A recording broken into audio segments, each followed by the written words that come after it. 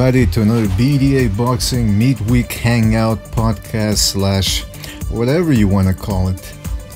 We here afford you the ability and the comfort of naming this show whatever it is that you want, but you can't change our names. You can only change yours. Now listen guys, let's get right down to business. This is Mr. BDA with you, and as always with me my co-host King Bucho. King, are you there?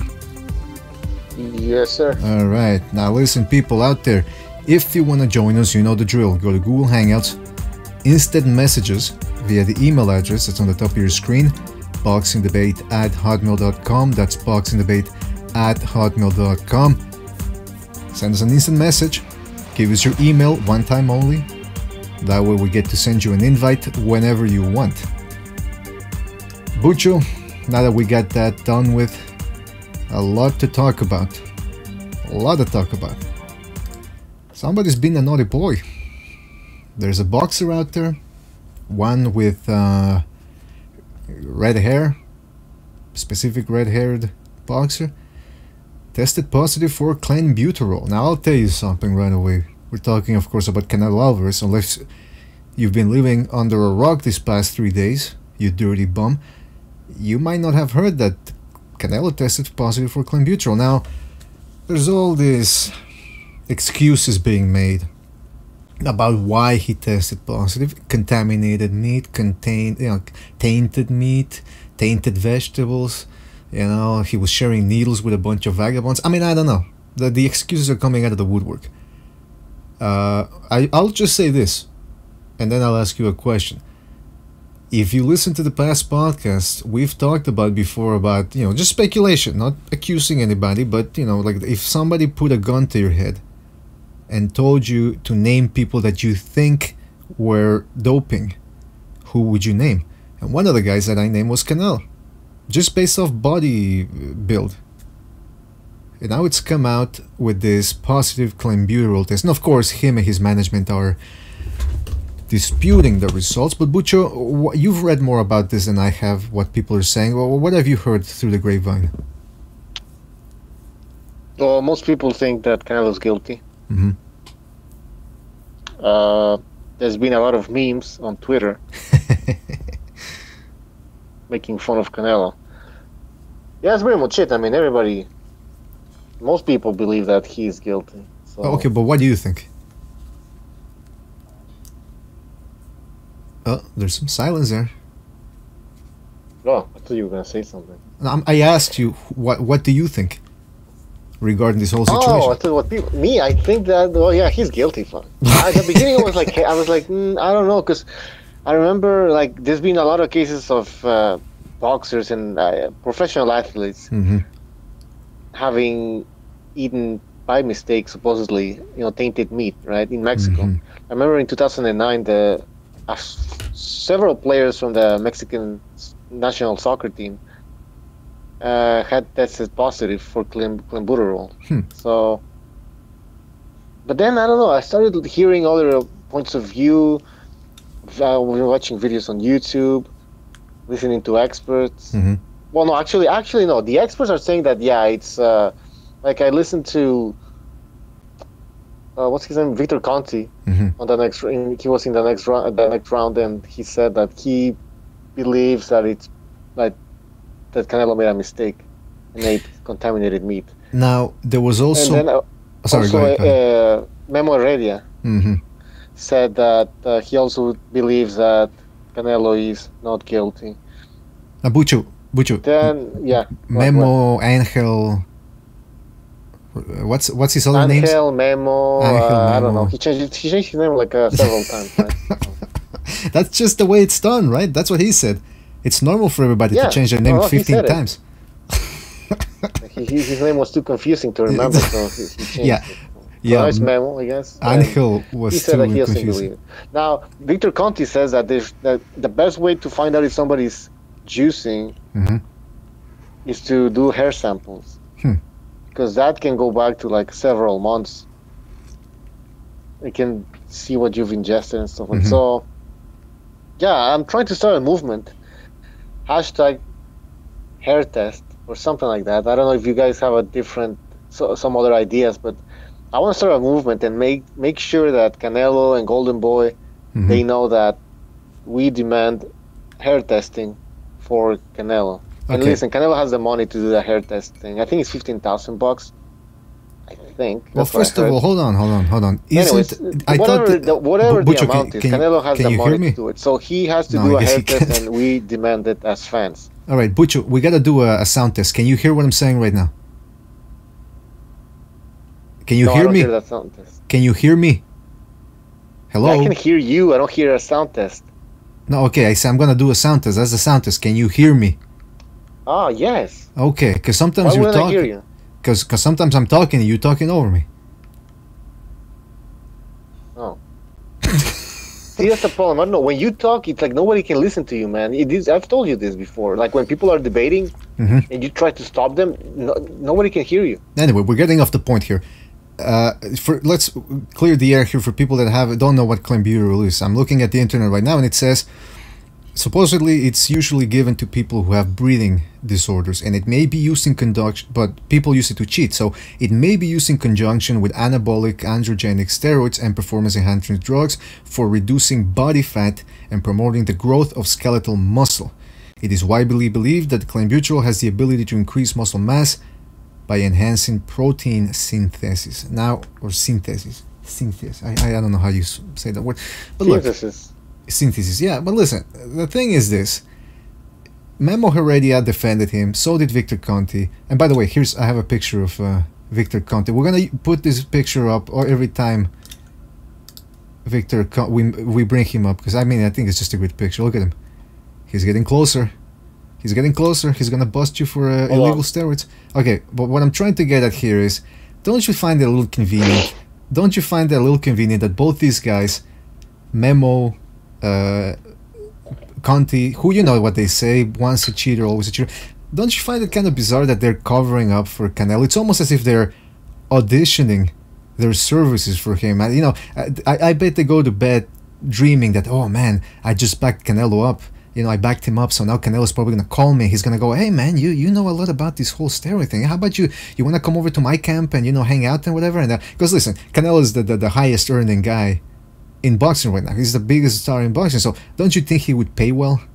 And I think that's what's going on with Memo Heredia, with Conti, and with all these other guys. I wouldn't be surprised if Alex Ariza comes out of the woodwork and defends Canelo as well. Yeah, they'll want a potential job. It's like VADA, man. Like, none of them are doing hair testing because they don't want to fuck up the sport. They don't know nobody's going to hire them. Well, it's expensive too, I believe, from what I hear. So they can't do it all the time. Precise on the line. He knows more about this. All right. Well, first of all, let me give a shout out to everybody in the chat room. Shout out to Steven Skillrose, or as I like to call him, Steven Wilkos. Pavel, shout out to him. Shout out to Fernando V. We haven't seen him in a while. Precise Puncher, who is in the chat, in the hangout. Canelo, give me my fight. He's saying, Canelo isn't knocking anybody out, fool. Pavel asked, did Conti defend Canelo? Yes, he did. And Steven says, drug lords are defending the indefensible. Alright, so let's go to Precise Puncher. You're saying he's on the line. Okay, he is. Precise, thank you for being here. You've been making, I think you made about 4 videos in the span of 24 hours. You have a lot to say. First of all, I gotta ask you, and I already know the answer, but are you surprised at this? Hello, everybody. I'm surprised that we got to find out about a positive test from Canelo. Not at all surprised that he's on the juice. And as far as I think it's very telling to have two quote unquote former PED suppliers defending you. That tells you everything you need to know, right? I mean, where they're gonna get their clients, right? Just like you were insinuating. Exactly. I mean, I think Conti has been trying to be legit, but we just don't know, man. The one that really seems slimy to me is Angel Heredia, because of what happened with Bute, because of the gains he was able to give Juan Manuel Marquez, who at 40 years old, or 39, whatever he was when he knocked out Pacquiao, looked better than ever. I mean, yes, Heredia is just suspect, man. But regarding this Canelo situation, I had always seen Canelo, and I saw, based off his body type, I just always thought, man, this guy looks like a UFC fighter. His muscles are bulging out, the back muscles, the shoulders. his neck, he looks like a pit bull. I mean, it's just, if you didn't suspect him of being on something, I don't know. I think you need a little more experience. I mean, I don't even know anything about steroids all that much, but I do know when somebody looks abnormal, I should say. You know, that's not a boxer's physique there. So I was reading about that clenbuterol in conjunction with HGH. Supposedly that's the super fat burner right there. Do you think Canelo's on the HGH based on the size of his head and his muscles and all that? Well, I mean, how do you go from a mesomorph to an endomorph, or in other words, from a guy that's built like Steve Cunningham to a guy that's built like Alexander Usyk, while at the same time always maintaining a six-pack? How do you do that? Mm-hmm. How do you change the shape of your physique, right? He had that classic V shape at the lower weights, and now he's like a barrel, right? His upper body is just like a barrel, literally. Mm-hmm. How do you do that without HGH? Mm-hmm. Absolutely, man.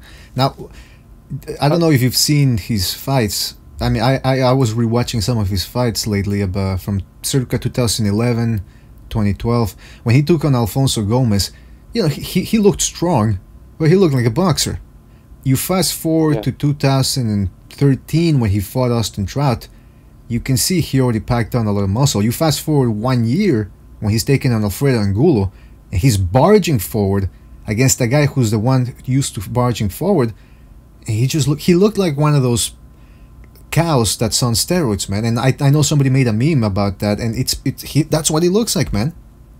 It's just amazing. Yeah, I mean, it's kind of obvious. I mean, where did the beard come from? He never really had enough facial hair to grow a beard. Now he has a full-on beard, and it's darker in color, and his jaw's looking huge. I mean, everything about him is just looking bigger. And I'm not just talking about muscles, I'm talking about bone structure. Mm-hmm. How do you do that?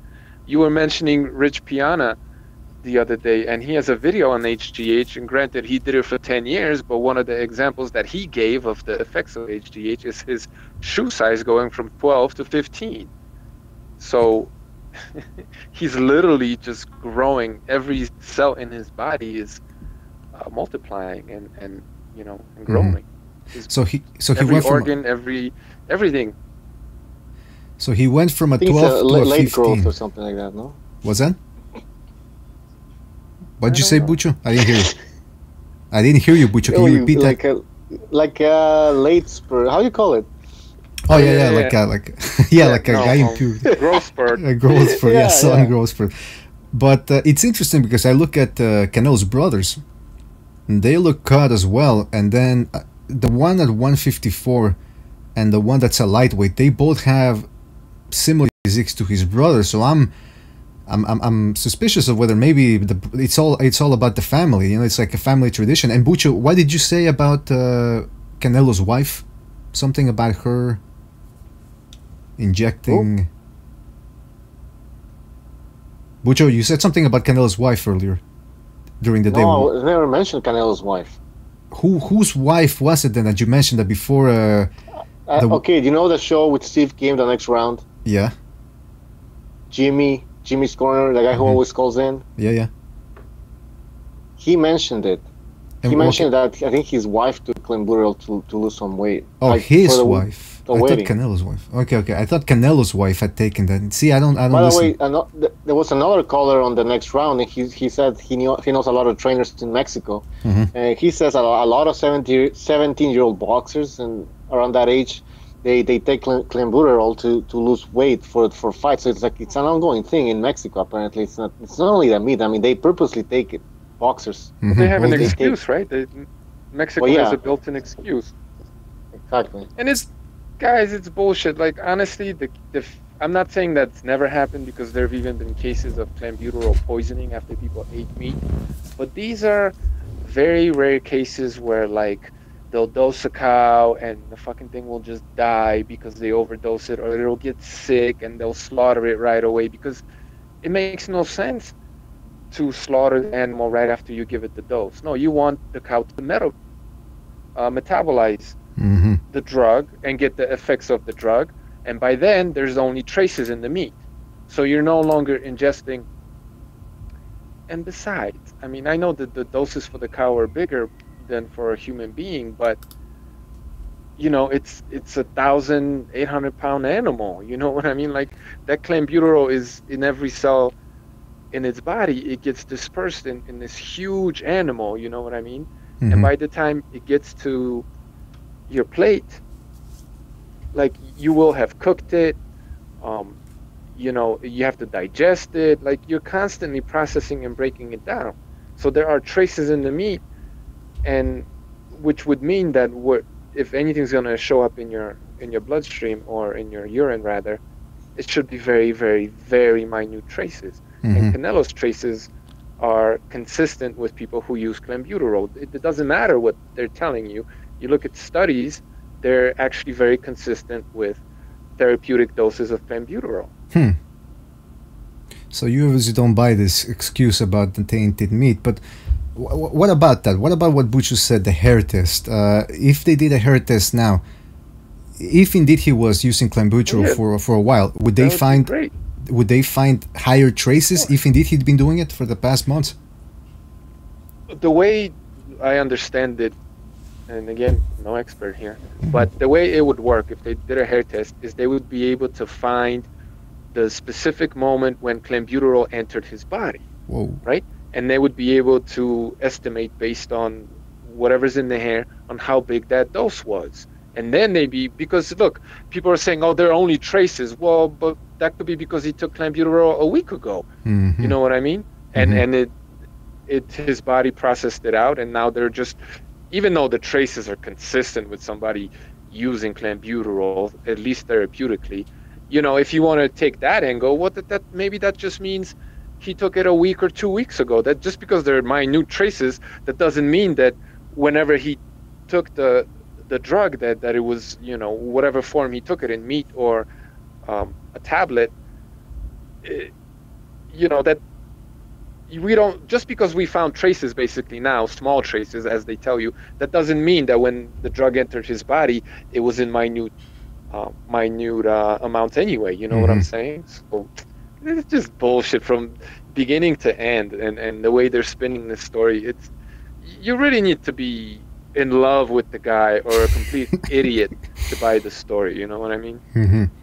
Yeah, man. I mean, first of all, I was listening to your video and you mentioned the Canelitas, and it's true, they're coming out from under the rocks and they're defending him. I haven't really seen that much because I don't go on Twitter right now, but what have you been reading? What are they saying? Like, how are they excusing this? They have no excuse. I mean, you know, they're just repeating the mainstream narrative, the golden boy narrative, the Mr. Victor, HGA is not a PED Conte narrative. Mm-hmm. They're just repeating what they're told, or they're just saying, ha ha ha, they let him off the hook.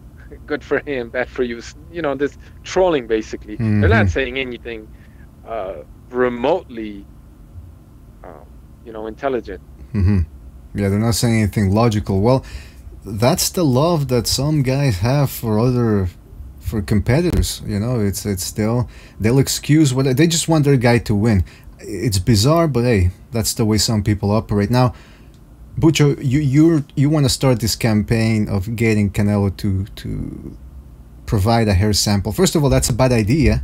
I mean, it's a good idea, but it's a bad idea because I read somewhere that if a redhead gives you a sample of his hair, it's cursed because he's a redhead.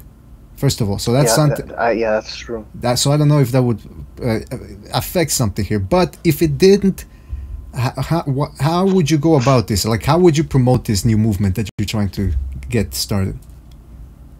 Well, let's start on Twitter. Let's tag Golden Boy, Canelo, the whole team, and then just demand a hair test. Go hashtag hair testing, and then write a little comment. Go like, we want Canelo to do. If he is indeed not guilty, then he should just do a hair test.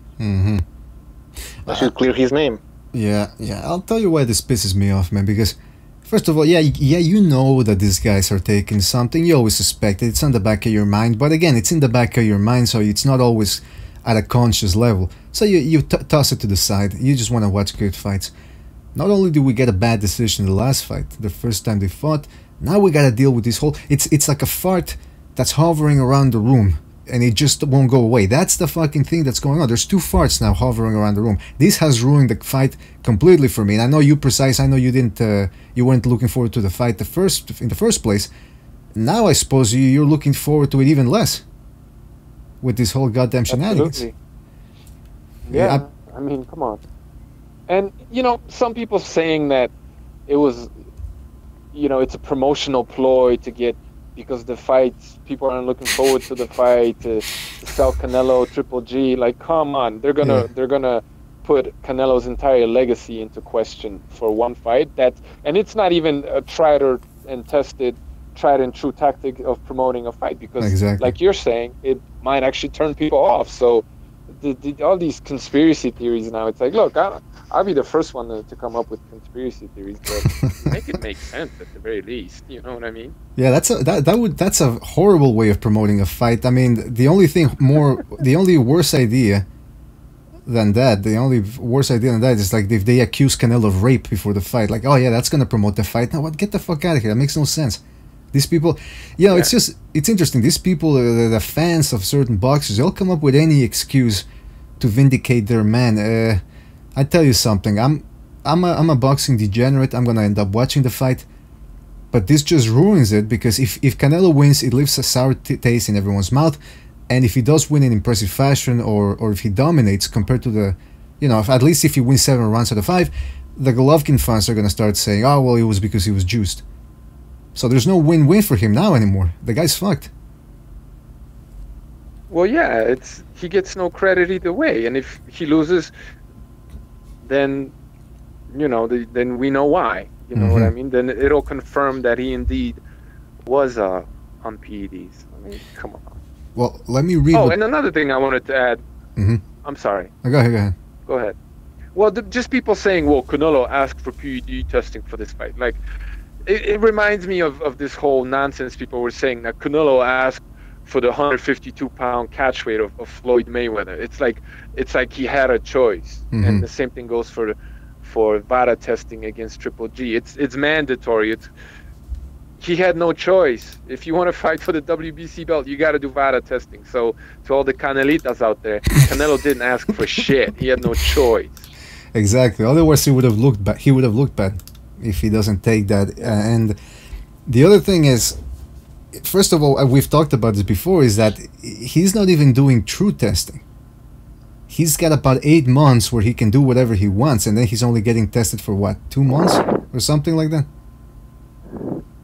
It seems like they're timed their cycle all wrong, right? Because it seems like the clenbuterol was on the way out of his system, and the first few tests for the Golovkin fight caught him with it still in the system. Give it another week, he would have been clean. So it looks like he was just cycling off, and they caught him at just the right, just the least opportune, or the most, the worst moment, basically. God, I need to smoke some weed.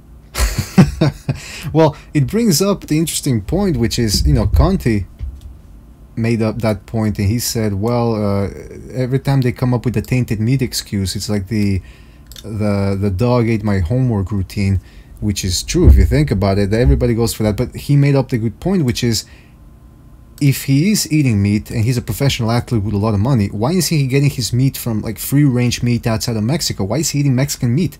And second of all, if he was juicing, which he probably was, or more likely I should say, should he be getting himself a better chemist, somebody that would be able to mask everything? Well, I think it's hubris. He thought he couldn't. He didn't think he had to be on top of it because he was protected. I think that's really what it is. He was just thinking he could get away with whatever. Even if they did catch him, he would have just greased them and got away with it. Okay, well, all right, first of all, Bucho, I gotta tell you it's because anyway, I'll tell you later. But yeah, going back to the whole Canelo situation, because we're having some technical difficulties here, but going back to the Canelo situation, I mean, it's just one of these things. First of all, the fight's gonna happen. Golovkin needs the money. He needs the money in the sense that his career is coming to a close, and this is the biggest fight for him, and he does want to redeem himself. by taking on Canelo based on what happened the first time, but it's a ruined fight now. What do you wanna do about that? It's ruined. But it just goes to show you that if he wanted to redeem himself, he should provide that hair test, because at this point, if he tests positive with the hair test, all right, but at least he came forward. But if he refuses to give it and he says, well, come on, I'm getting tested already, that just makes him look even worse. So like I said, lose-lose situation. I mean, I don't know, what do you guys think? Do you think even if he does come out juiced or positive test with the hair test, should he do it anyway? Just sort of like try to be as honest as possible? Golovkin? No, Canelo. Golovkin? Canelo. Do the fight, you mean? Even if... No, should he, like Bucho said, should he provide a hair sample to see when he took it exactly? Oh, I got you. Yeah, I mean, look, it's never going to happen, so it's kind of moot. But it would be hilarious. I'd like to see it. You know what I mean? Hey, and if indeed they're so adamant about this being meat contaminated meat, which no one really believes, well, then what's the problem? What's the holdup, right? I mean, it's so easy to clear your name. You know what I mean? And there will be no questions asked whatsoever. Have this hair test done, and it's over. Yeah, so, man. I mean, it's. I don't. Yeah. No, you're right, man. He should just take the test, and like I said, if he's positive, okay, he's positive, but at least he came forward. And if it's negative, then hey, case closed. It was the meat. But this thing just smells fishy, man, and I don't like it. Now, I do have to ask you. You mentioned in your video, you said, is Golovkin juicing, and you said probably not. You think he's the type of guy who wouldn't be juicing. But I gotta ask you, he's from the Eastern Europe boxing program, and we've talked about how the amateurs in boxing, especially people that are prospects to go to the Olympics, they're giving a whole bunch of things because they want, the organizations want more funding and all that. Do people in Eastern Europe dope as well? I mean, do you think maybe Golovkin is something as well? Like, let's say somebody puts a gun to your head and says, listen, you gotta tell me yes or no, Golovkin, do you think he's juicing? Would your answer still be no? If someone put a gun to my head? Well, not necessarily a gun to your head, but like they force you to. I would stab them in the liver and slash their throat. But yes, I would say yes, he is. But the problem is that because Golovkin he's fighting more often, and he's doing VADA testing more often than Canelo, and I believe he signed up for the 24/7 365 program. It's a lot more difficult for him to juice, and he's a lot more limited to the substances that he can use. So while he probably is using something also and has a very good plan and knows how to get around the testing system, it's still not a level playing field, you know what I mean? Because he can't just do whatever whenever. So if you put a gun to my head, yeah, I would say, I keep saying this, 90%, I believe the statistic that 90% of the fighters are doing it. And if 90% of the fighters are doing it, it has to be the best ones, right? Yeah, absolutely. You're right there, man. But then again, there's only one guy who's tested positive in all this, in this situation, and that's Canelo.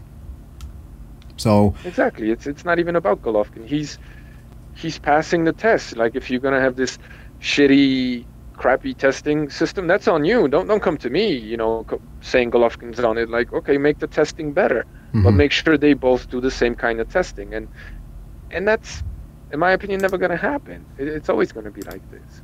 Okay, it was a glitch in the matrix that Canelo got caught, basically. That's a great way of putting it. It's a glitch in the matrix, because I mean, like I said before, I suspected him of being on something, but I would never thought that he was gonna, because in my mind, I always assumed that these guys have the best of the best when it comes to being provided their special chemicals and how they cycle, and they know when to cycle off and cycle on and mask the stuff. So the fact that he was caught, somebody made a big mistake. And if Canelo does indeed have a chemist that helps him out with all these things, do you think heads are going to roll in the Canelo organization?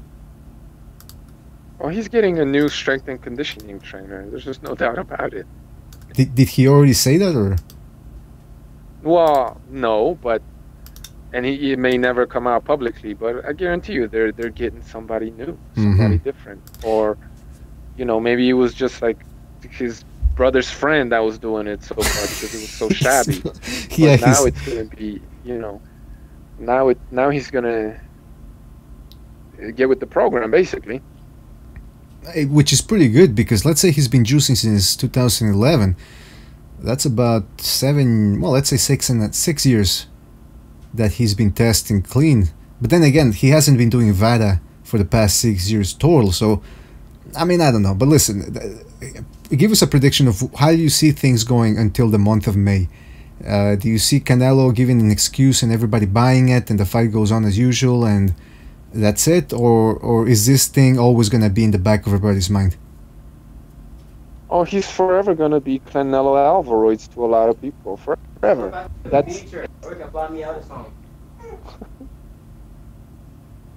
That's just... That'll never go away for a lot of people. You know what I mean? And that's that. Some people already gave him a pass, and they're going to continue to do that. But, and him being a mega star, he's going to catch flack that much more. Everyone's going to forget about Fernando Vargas and Luis Neri and Canelo, because he is the cash cow, will forever be ridiculed. Like, his whole legacy is in the fucking trash can now, to some people. Well, I'd already forgotten about Fernando Vargas. I had forgotten he had tested positive. Because when you said Fernando Vargas the first time, I thought you were talking about Fernando Vargas, 1996 Fernando Vargas. Both of them, Francisco, Fernando, they both... Speaking of Fernando Vargas, didn't he look just like Canelo? That, barrel? He looked like he was about to jump out of his skin. Yeah, against the lawyer, he looked so kind. I was like, what the fuck? And then guess what? Test positive. It's like he didn't have enough skin for all that body, you know what I mean? Like he was about to explode. That's what he looked like to me. Well, he even said that when he was doing an interview for ESPN prior to the fight, and he lifted up his shirt and he showed his six-pack, and he said, a Mexican's not supposed to look like this. And truer words have never been spoken, man. I mean, the guy turned out to be doing so. And by the way, he was hanging around with bodybuilders, I think, prior to the De La Hoya fight. There was one guy, I think the guy who was most likely supplying him the stuff was his new strength and conditioning coach. Well, actually, they didn't call him strength and conditioning back then. They just called him a nutritionist. And it was you could tell the guy had been in bodybuilding and all that stuff. So no surprise there and yeah, Canelo, like I said, his brothers have the same physique as he's very cut, but with a lot of muscle mass as well. And that's anybody that bodybuilds or that works out will tell you it's pretty difficult to maintain that type of physique year round. Muscle and being lean, you gotta be burning that fat off all the time, and it makes boxers, they don't work out to keep a physique. They work out to throw their shots fast. They don't work out to look a certain way. You know what I mean? Exactly. Yeah, they work out for endurance. Essentially, it's a combat sport based on endurance, not on strength. Which also brings up the fact that Canelo, maybe he hadn't been working on his stamina. It was maybe more on building muscle, because he knew he was going to take on Golovkin. He was going to need that to be built like a tank, essentially, to be able to absorb what Golovkin threw his way. By the way, we have reverse. And a lot of times it's one or the other. I was about to bring you up, reverse. Yeah. First of all, thank you for being here. What are your thoughts on this whole Canelo debacle?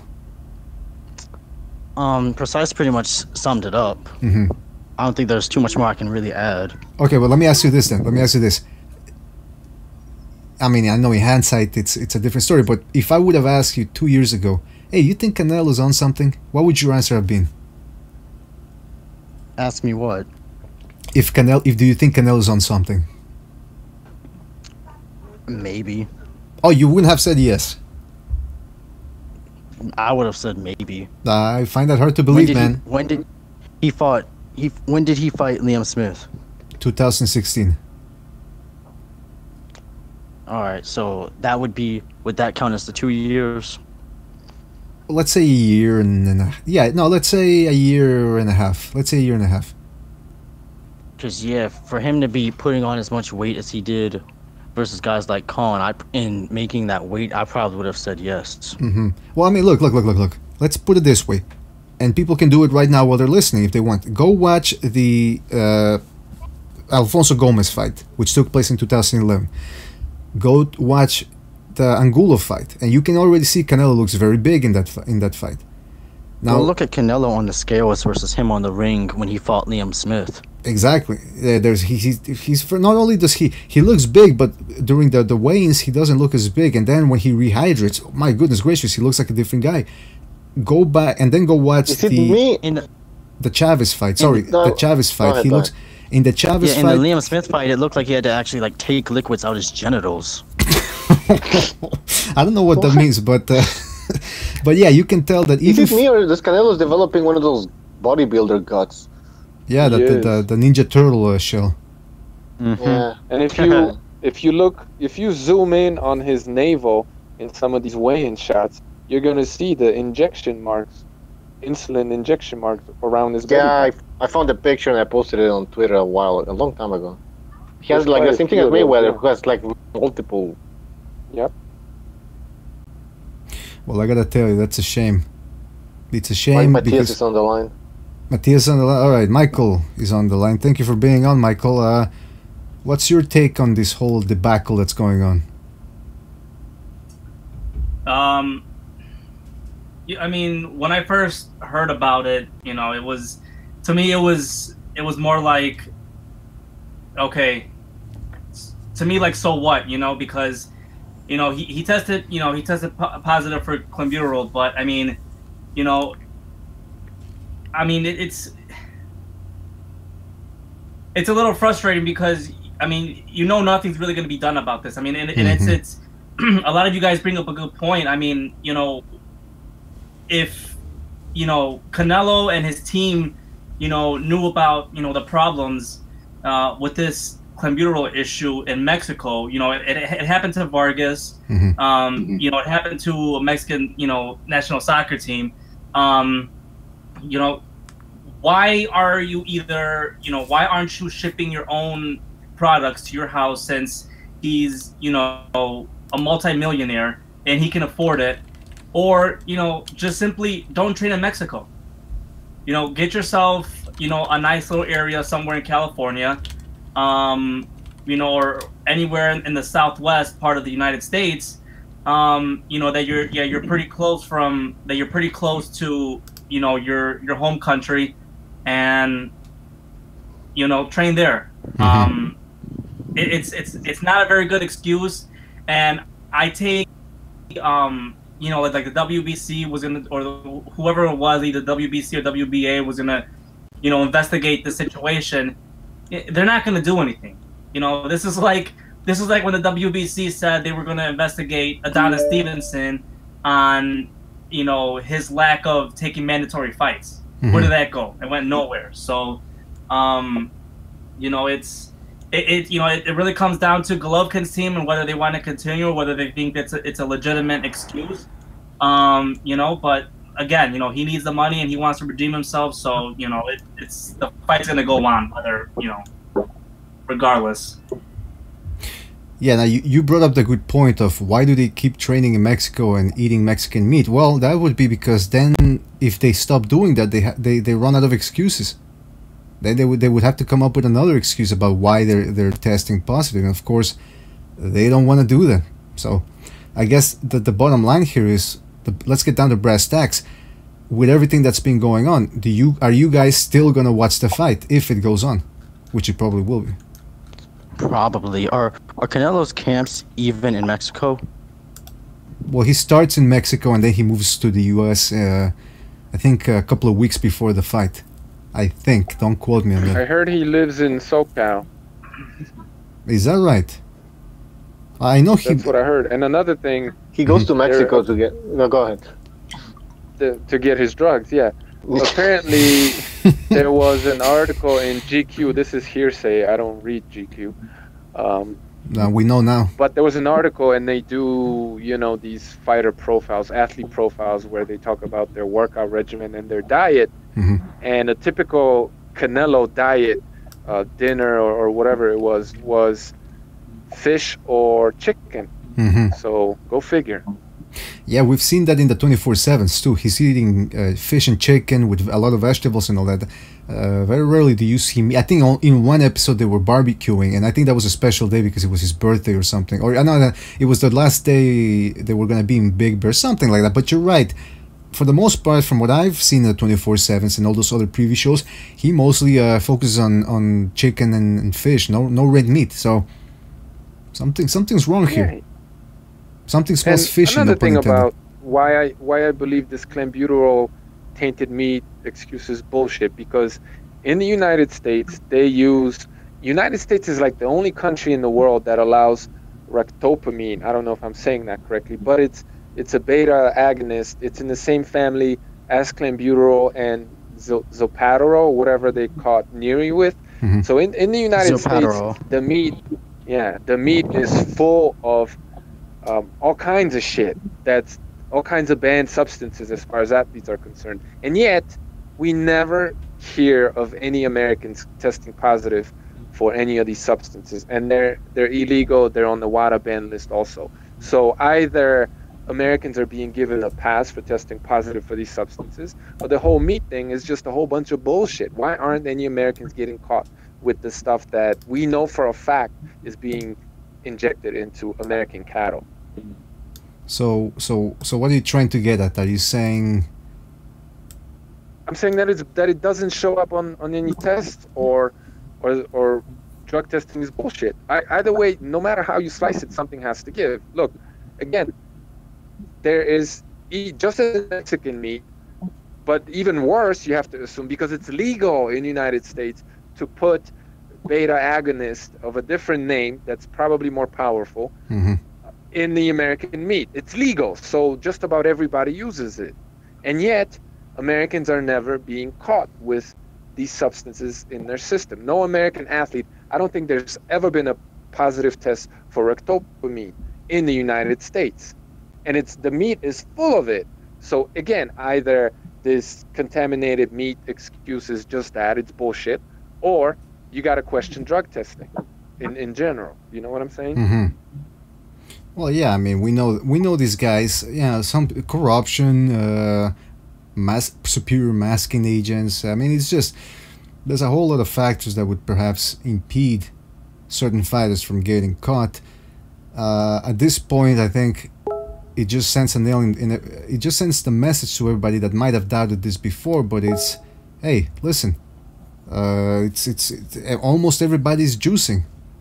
You know, and here's the interesting thing. You would have thought, like I said before, with everything, all the money Canelo has, and if he's in the juicing, why didn't he spring for a little EPO? Because his stamina sucks, man. Let me tell you something. He should have been focusing on his stamina instead of building muscle. What happened there? Did he miscalculate, or is he just does he want to look good? Clenbuterol helps with stamina. It does. Is it more effective than EPO? It's a wonder drug. It does everything. It burns fat, builds muscle.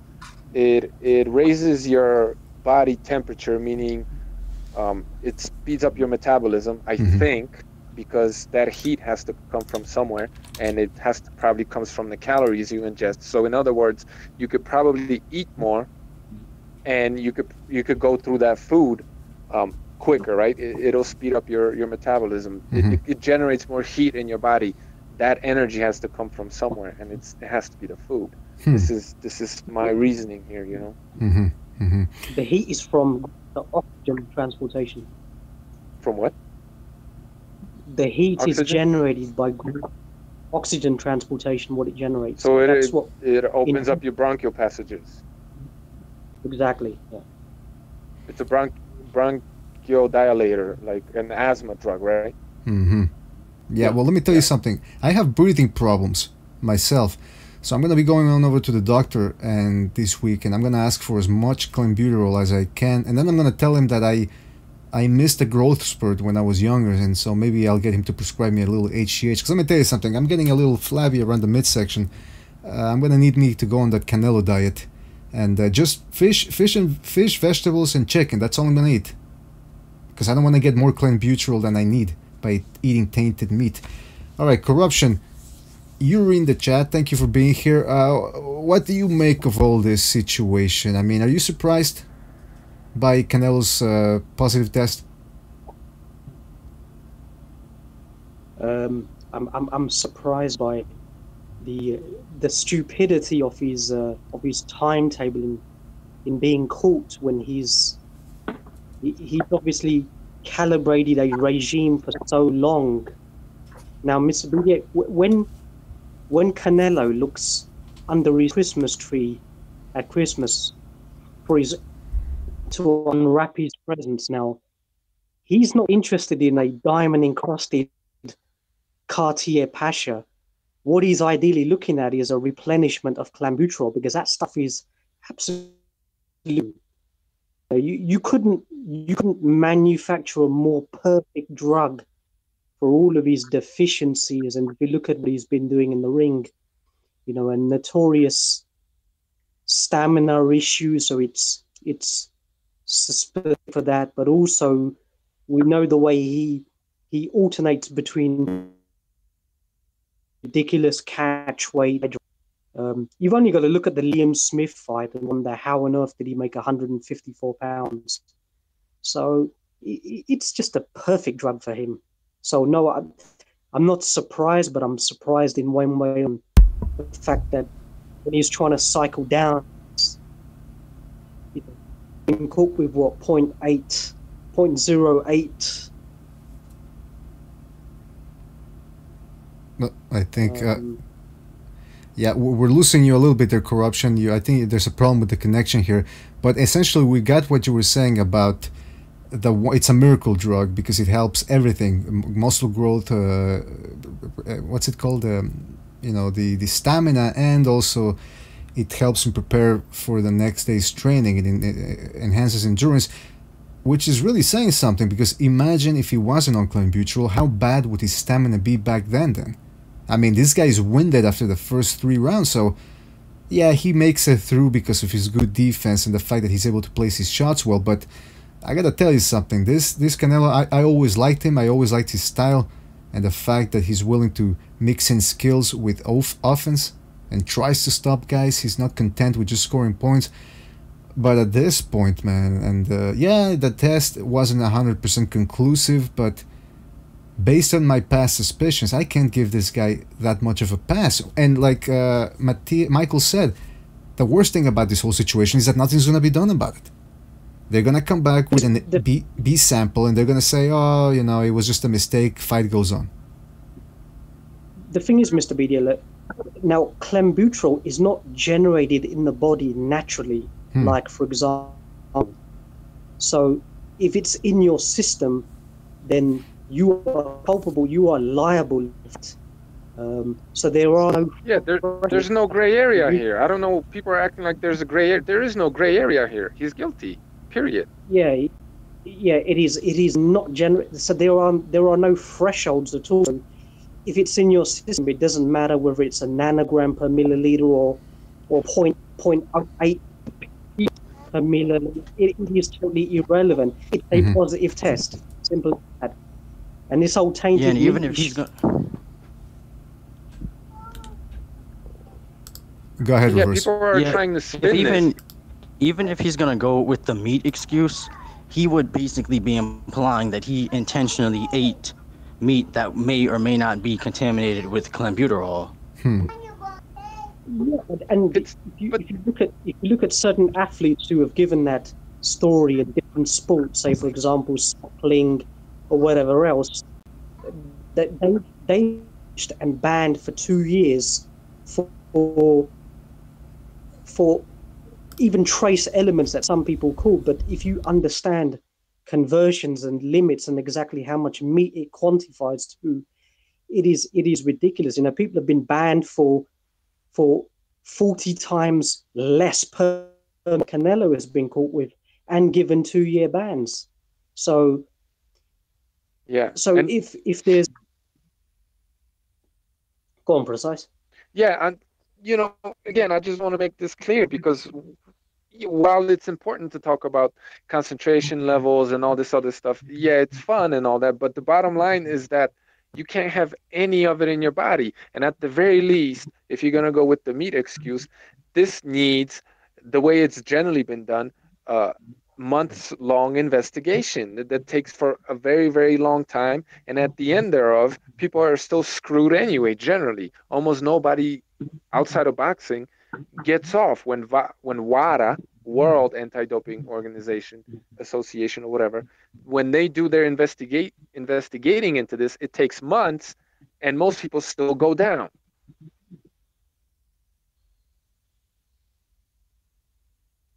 Go ahead. It's not very cheap either. Well, of course, it's I mean, these sanctioning bodies came out and they just exonerated him. They're like, oh, he's not guilty. Like, where's the investigation? You were supposed to investigate this shit. You know what I mean? And we all know why. And it's not even so much as, we're saying Triple G needs the money. Forget about that. Vegas needs the money. The sport of boxing needs the money. Golden Boy needs the money. Canelo needs the money. It's like we're saying Triple G. Triple G doesn't have a say in this. Obviously, he could pull out, but like, there's so much pressure on him from everywhere. Have the tickets already gone on sale? Maybe so. People have booked hotels, like all this, and what? They're gonna postpone the fight, and he's just gonna get older.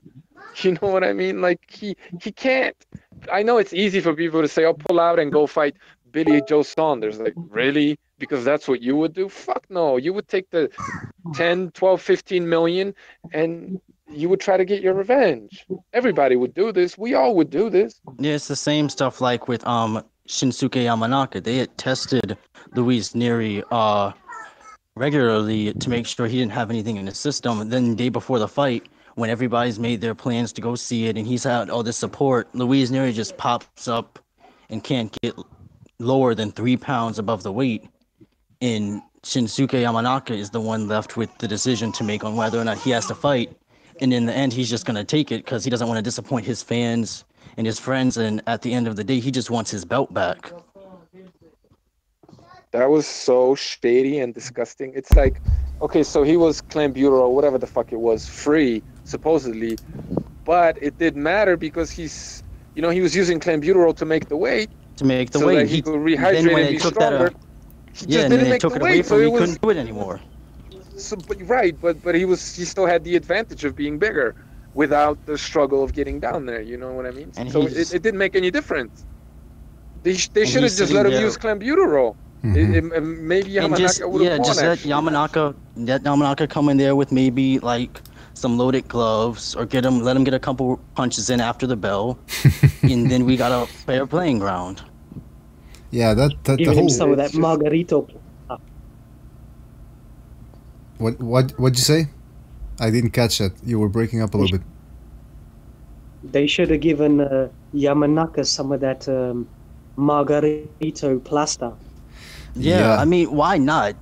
People do not know this, but Yamanaka was about to tie a historical record with Yoko Gushiken by having 13 title defenses. When Luis Neri came in with his substances and his weight advantage, he pretty much destroyed his chances of making that history. Mm-hmm. Yeah, what so now Yamanaka's gonna retire with 2 L's to some cheating protected Mexican, and that'll never be fixed. Have you guys noticed how this always happens? Whenever someone's on the brink of breaking a record, some shady shit prevents them from doing that. We could talk about, Roman Gonzalez and them letting him headbutt continuously. Yeah, or Triple G was on the brink, wasn't he, of breaking B-Hop's record? I mean, he's still going at that because that does count as a title defense. I guess so, yeah. Now, why do you think they do that precisely? Because you've mentioned that before about how somebody's up to no good when it comes to records. Like, what's your theory? Who's behind this? It's pretty simple. Look, there is no money in breaking records, but there's a lot of money in attempting to break records. So if this record becomes harder and harder to break, to achieve, it becomes... fighters are all of a sudden less marketable. It's a lot easier to market a fighter by saying, oh, he's getting close to this and that record. But if that record gets to these insurmountable heights, nobody will ever come close anymore. But because they keep that record within reach, people can, aim for it, get close to it, and then they're like, no, sorry, next. So it's like a tease. It's like a sexual tease. Yeah. Yeah. Basically. I hate that shit. And so Larry Holmes and Rocky Marciano, that record, was it because of racism or because of white precisely? Oh, come on, man. You gotta bring that shit up. It wasn't racism. No, I mean, it was another black dude, so...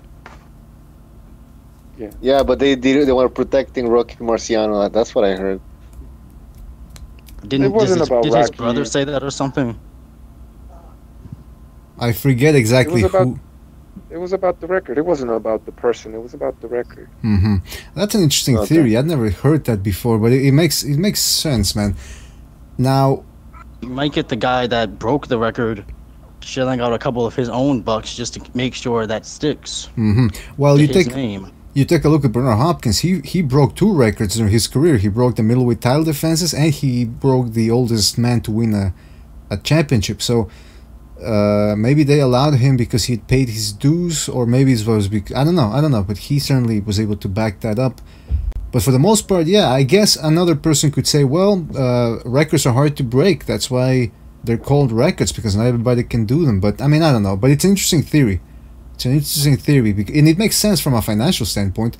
You can always fall back on that as a good marketing technique. But if it becomes, let's say somebody makes 30 title defenses of, let's say, the lightweight title, what are the chances that somebody's going to come close to that again? You know what I mean? So it's an interesting theory.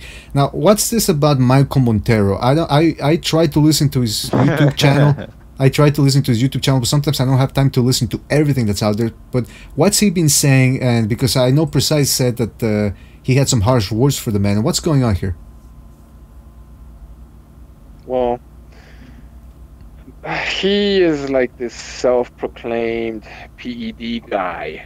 And I'm quoting him, the PED guy. So he's been on top of all these PED cases, and he's been the guy that's like on the forefront to, clean up the sport of boxing. And, he's, for example, when it came to the Pacquiao case, he wasn't interested in any of the facts.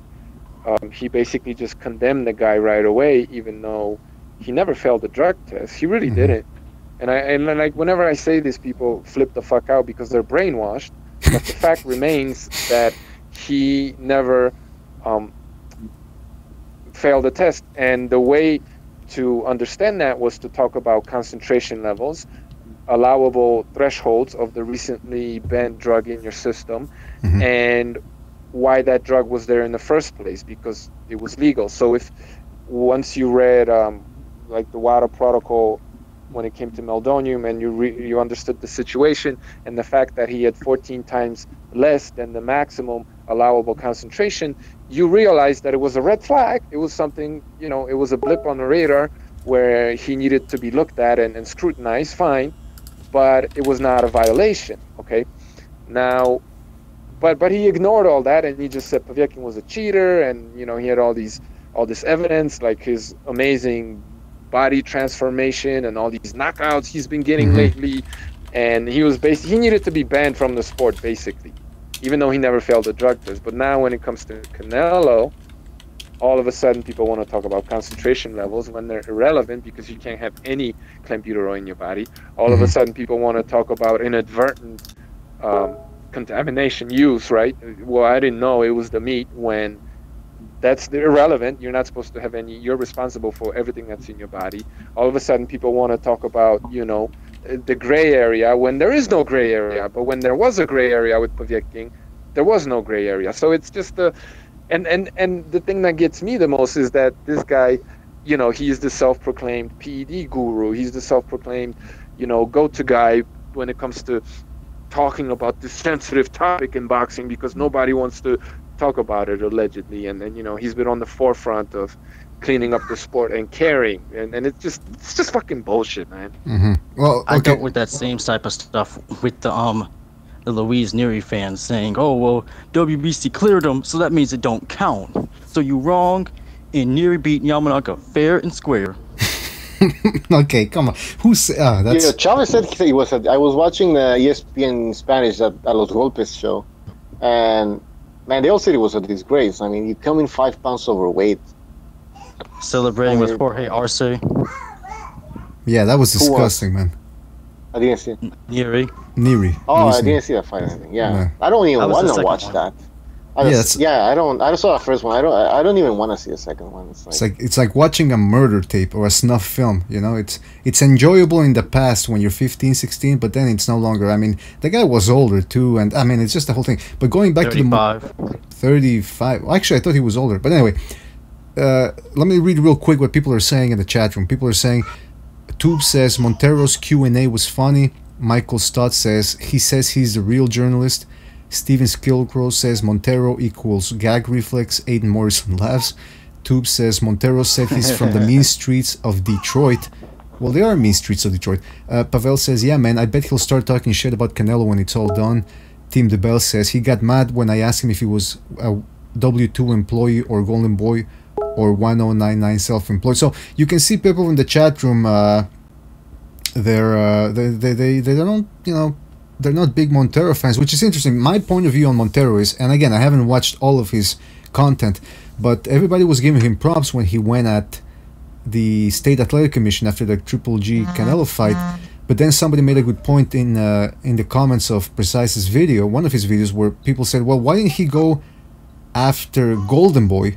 Because if anybody paid, or anybody, if there was any foul play or shadow play involved regarding the judges, it was probably based off of Canelo's Golden Boy's order. So, I mean, I don't know what to make of Montero, but He needs those press creds. he needs those press. Well, that's the thing. That's the journalism. By the way, Reverse, can you mute your mic when you're not speaking, please? Because there's a lot of screaming in the background. There's a baby Well, yeah, in the other room. yeah, but if you can just mute your mic when you're not speaking, that way we don't. Yeah, I can do that. All right, perfect. Thanks, man. But yeah, I mean, everybody like Michael and is corruption still in there? Okay, yeah. So Michael and corruption. I haven't heard from you, but what do you make of Michael Montero? I really don't follow much on, like, you know, all this PD stuff. I'm not really I'm not gonna sit here and say I'm an expert at it, and I don't really, you know, care too much for it. And I'll say this, and you know, I think he does a fine job in trying to, try to do his best to try to get as much information as he can. Mm-hmm. He's I'm not sure what exactly he is. I think he's a journalist. He does have some interesting takes, though. I do listen to some of his things. I don't listen to everything. Mostly I only listen to when he's on the 10 count shows with Steve Kim, Doug Fisher, Mm-hmm. and Michael Baca. I think they all have pretty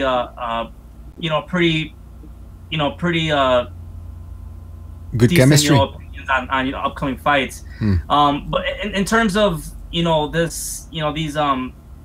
talks on PEDs and so forth, I listened to the Next Round episode this past Monday with Steve Kim and Gabriel Montoya, and when Victor Conte said it best is, it's pretty, all these tests are pretty irrelevant because there isn't 365 day testing in the sport. Mm-hmm. And until we get that, I don't think we're really gonna find out who's actually really clean and who's not. Mm-hmm. Because like he said before, he said that after he got tested positive for clenbuterol, on two different days, I believe it was the 17th and the 21st of February.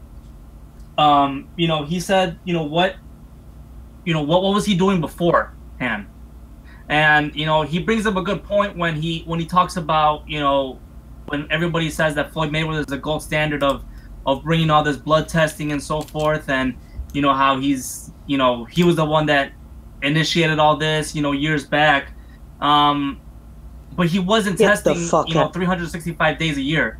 So what was he doing beforehand when all these when the fight was started, he wasn't getting tested beforehand.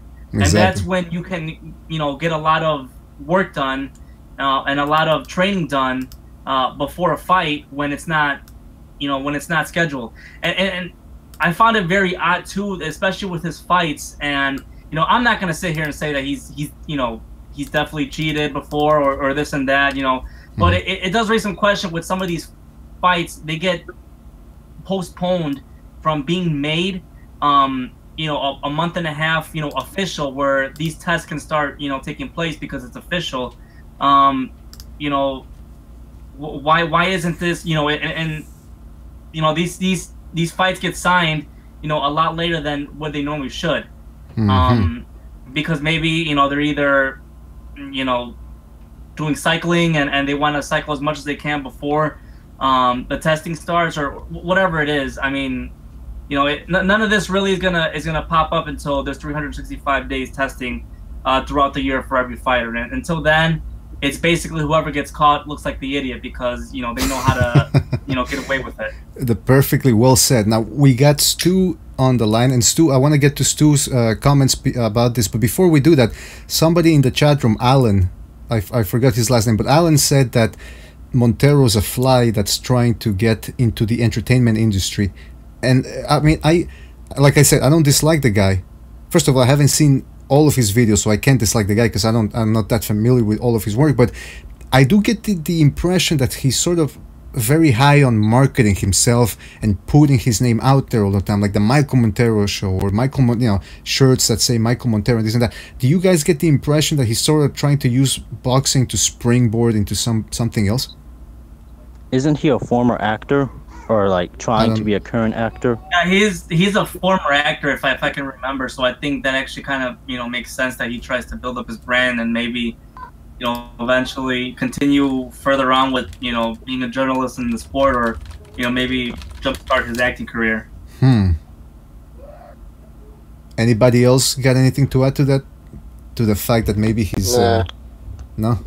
Okay, who whatever. cares? Let's talk about. Well, let's talk to Stu. Yeah, let's get his thoughts on this. Stu, are you there? Yeah.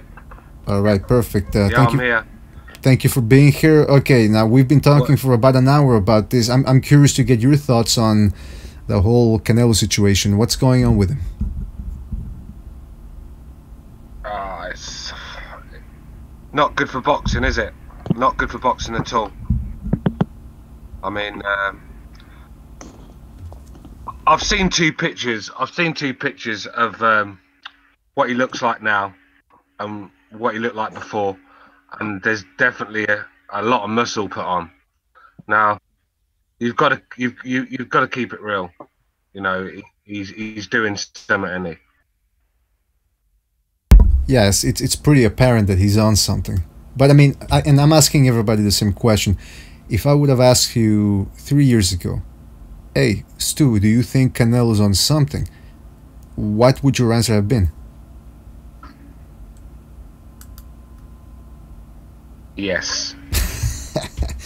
So, you can ask this question to any boxer, like the Charlos. This is the thing. Jared Hurd. I mean, the list goes on and on. All these fucking boxers that got weighted, they're weight bullies. They're on something. Those This will is be the thing, definite I mean- yeses. I mean, all of them. You've got to look at now. You've got to look at them in a different light. When you think fighters are clean and doing it the right way, they're getting popped, and it's nearly everyone getting popped these days. Who isn't getting popped?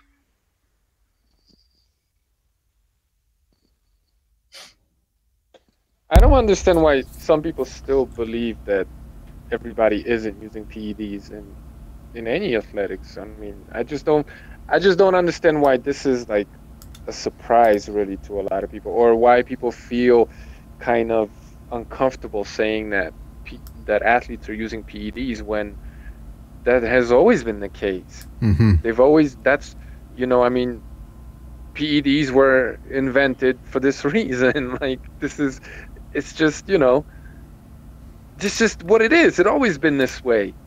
It's the world we live in. You know what I mean? I don't understand why people, it's like uncomfortable for them to talk about this, or they feel weird saying that this or that guy looks like he's on PEDs, or it's pretty obvious that he is. It's like, come on, people. It is what it is. It's always been like that, and it will always remain this way. Mm-hmm. Now, why do you think? This shouldn't be so taboo. When you look at combat sports, I mean, you've got some of the best fighters getting popped. I mean, whether it's boxing or UFC with John Jones, he's been popped about 3 times, I think. You know, fucking when you go like Tyson Fury, you know, Povetkin's been popped. Ortiz, I know they've got their stories behind these things, but they're failing tests. The list goes on, and it's not good for boxing. You know, when the best guys in your sport are failing drug tests, it's not good for the sport. It's like cycling. I mean, Lance Armstrong, he killed cycling single-handedly. By the way, in the chat, Sean Newton says, if everybody does it, then why worry about it? Well, the Like, how problem do you is not not everybody understand the is doing problem? it. Yeah, how do you not understand the problem? That there's, like, Yamanaka Neri is a perfect example. Yeah, some people, the only problem is if you're gonna have it like that, you need to have it be even. You can let people do PEDs, but you need to let both the guys. Some people, there are fighters like out there who just they're not comfortable with sticking a bunch of needles and a bunch of chemicals in their body, so they would rather their opponent not be doing the same thing.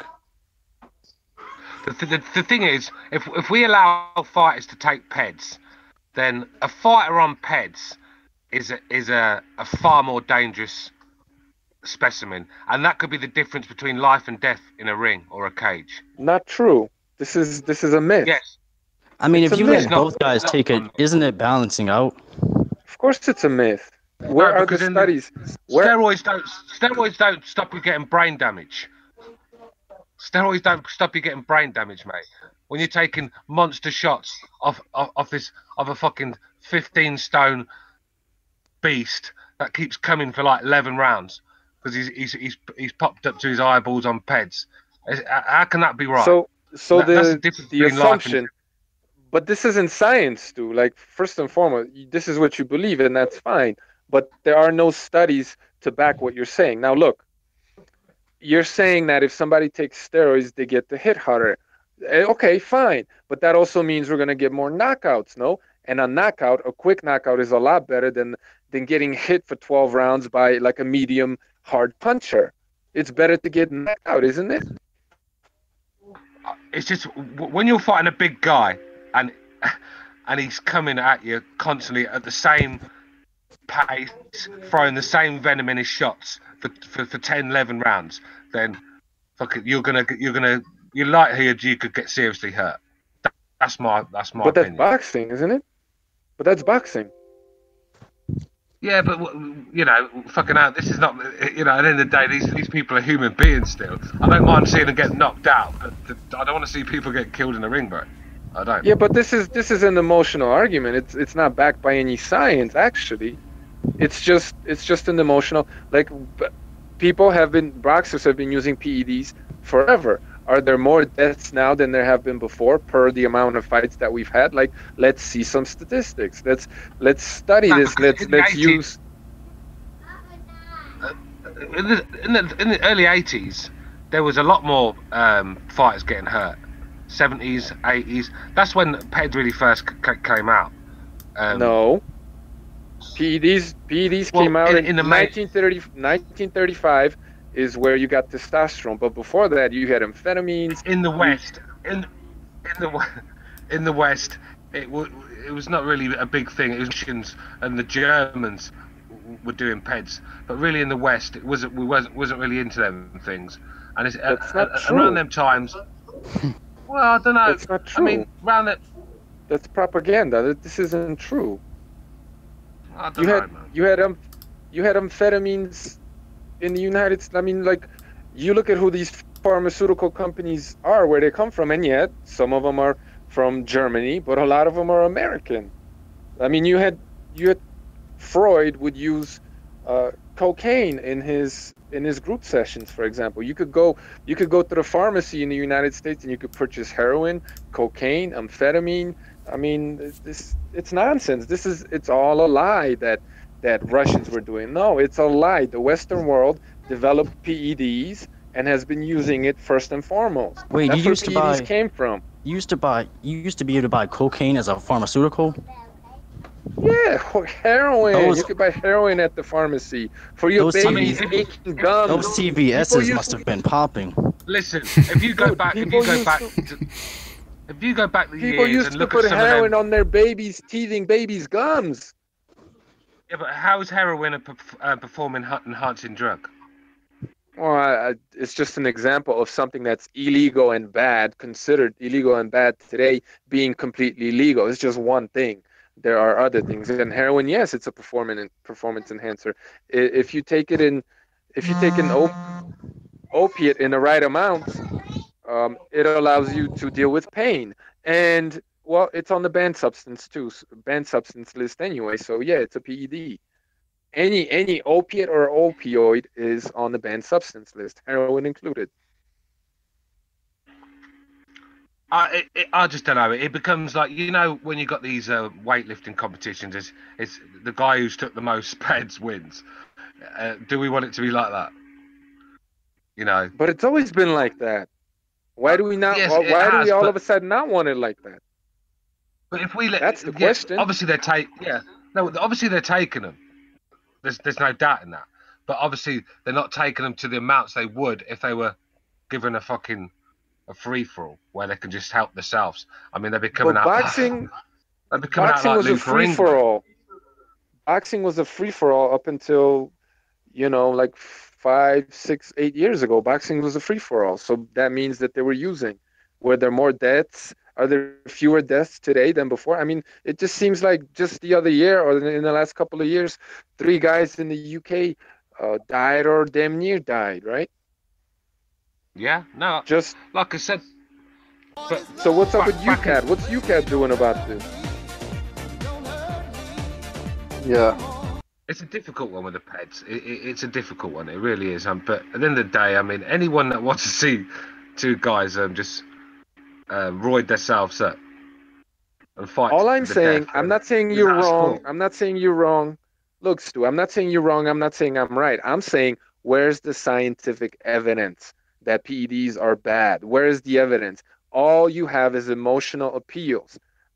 This isn't that simple. Where's the scientific evidence? Let's see it, and then we can make our decisions based on that. But no. And this was never a problem. I think PEDs basically ruined Mike Tyson. I think Mike Tyson was an American experiment. This is my beliefs, where they'd got him from 15 years old and roided him up to the max, and it fucking sent him doolally. Yeah, but but they'll ruin bodybuilders just the same. These roidheads, man. These are the sort of guys that will go out and go in a rage, go home and kill their fucking gut with their wives and shit. I mean, it's not good to be taken. Oh yeah. Shit, alcohol ruins not just the individual but the family. Yeah, but alcohol's not an enhancing drug. You're not going to go and drink before you go to fight someone. But it's going to destroy your life. Head trauma. It's like those pro wrestlers that all juiced up and then plus the head trauma, and then they go nuts and like Tuesday they go out and kill their families and shit. And alcohol is a PED also. Chris Benoit. Yeah, Chris Benoit. Yeah. Yeah, I was thinking about him. Yeah. Everything's a PED. It's a stupid conversation to act like this. I mean, it's so complex and complicated. I get so fucking frustrated talking about it because people don't really understand it. Not to say that I do completely, but everybody has an opinion about it, and people act like it's an educated opinion when there's next to nothing when it comes to education. When it comes to PEDs, but everybody has the solution. And all I'm saying is, where are the scientific studies that say PEDs are bad? Because I believe that if you were able to control these drugs and administer them in the right kind of doses and have people do the right kind of combinations and stacking I believe it's very likely that the sport would actually be safer and more exciting and just better if you actually control this and allow people to do it in the open, where doctors and scientists get involved and they do it the right way, rather than just people. You see, the thing is, bro, what about after their careers? I mean, do you know what steroids do to your body after you stop taking them? Right, but the same thing could be said about bodybuilders. Steroids exist. Like, you'll never. They're here now. It's like, it's no use. Look, it's your choice. It's your body. If you want to do it, let them do it. I have a question. Like, from a professional point of view, this is a professional sport we're talking about. This is not the old bare knuckle fighting days in England on some field somewhere, you know. Okay, I have a question though. Like, do all boxers? Let's say it's legal to some extent. Like, would all boxers have access to these drugs though? Because if some don't, then you have boxers with disadvantages though. No, they would. Why not? Well, look, whenever you legalize stuff and it's not controlled, it becomes more affordable. It's when you make shit illegal where the price goes up. So you make it legal, it becomes more affordable. Okay, yeah. Okay, can I just chime in here, because I just got back and I just caught the latter end of this conversation. But Precise, when I had asked you whether it would be a good idea for me to take testosterone replacement therapy, you said no because of the negative after effects. Are you saying that your premise is, hey, if anybody wants to juice, let them juice and then deal with the consequences? Or are you saying that there are no negative consequences as a whole? There are negative consequences to crossing the street and getting potentially hit by a car. But would you advise it? There are negative consequences sitting on the toilet and pushing a little bit too hard, man. Oh, that happened to me once, yeah. Okay, but so... I mean, there are negative consequences to everything we do. So what? So, here's a point, though. Here's a point. You don't like weight bullies, do you? You make it clear that you don't like weight bullies. Yet you're doing an open invitation for weight bullies to take these dieting roids, these dieting peds, so they can shrink down from fucking 170 pounds to fight people like Riggindale. You know, I'm exaggerating a little bit here, but you don't like weight bullies, but yet you're inviting them. Is that a good point? No. I don't dislike weight bullies. I don't. You're not getting the point. I dislike the unfair advantages that weight bullies have, and the reason why they have this unfair advantage is because they're somehow allowed, or at least able to get away with using these illegal substances, whereas all these other guys either don't use them because they think it's morally wrong, they don't have access to them, or for whatever reason they're not on them. You make it legal, you make it out in the open, and everybody's going to be a weight bully, or better yet, they will all fight at their natural weight class, which will make the sport so much safer, won't it? Because if you can no longer take advantage of being a weight bully, won't you just fight at your natural weight class? Wouldn't that happen naturally anyway? Of course it would. Precise. Drago's win over Apollo Creed was a genuine win in your eyes, isn't it? Do you know what I mean? Yeah, because what was his name? Witherspoon. He wasn't on roids. Come on, man. Just look at the guy. I mean, come on. He was clean. Get out of here. It's like Sylvester Stallone, you know. Frank Bruno was on him as well. Always been on him. This is we're entering a new era where there's actually some fighters that are clean. This is the anomaly. The clean fighters are an anomaly, and more so today. It's actually happening, and that's what makes the sport more dangerous, because it's a lot safer to have two roided up guys going against each other than one who's not roided up and the other one that is, or doesn't have access to all the roids that the other guy has, and there's a huge disadvantage there. That's what makes it dangerous. Okay, by the way, besides, like, I think you meant Carl Weathers and not Carl Witherspoon. Whatever his name is, Carl Weathers, that guy. Yeah, he was. You look at you look at his stomach in the Predator movie. You can tell he's got that HEH gut or whatever they call it. All those guys. I mean, Hollywood wouldn't be Hollywood without roids. Come on. Exactly. Now I'm gonna show. No 80s, man. No 80s. All those 80s movies, man.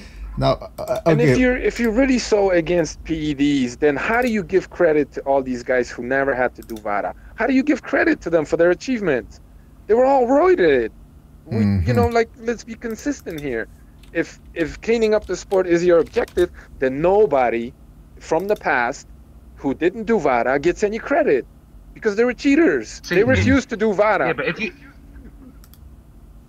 if you allow drugs, into the sport, you're just going to open up the market for these drug companies to just make extremely dangerous steroids. You know, if you think what's out now, what they're trying to, these are on the slide, these ones that they're trying to hide. So can you imagine if they didn't have to hide it?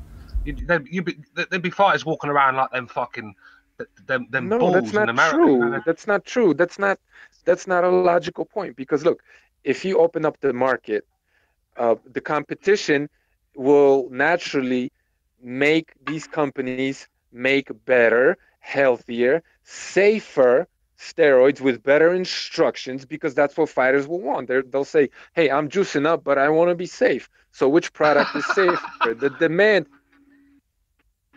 But that's how it works. If you allow the people to choose, that's how it works. You know, if you have a choice between an organic egg and an egg that's full of fucking chemicals, and you know about it, and you have this choice, you will pay a little bit more if you have the money for the better quality egg, right? Because you care.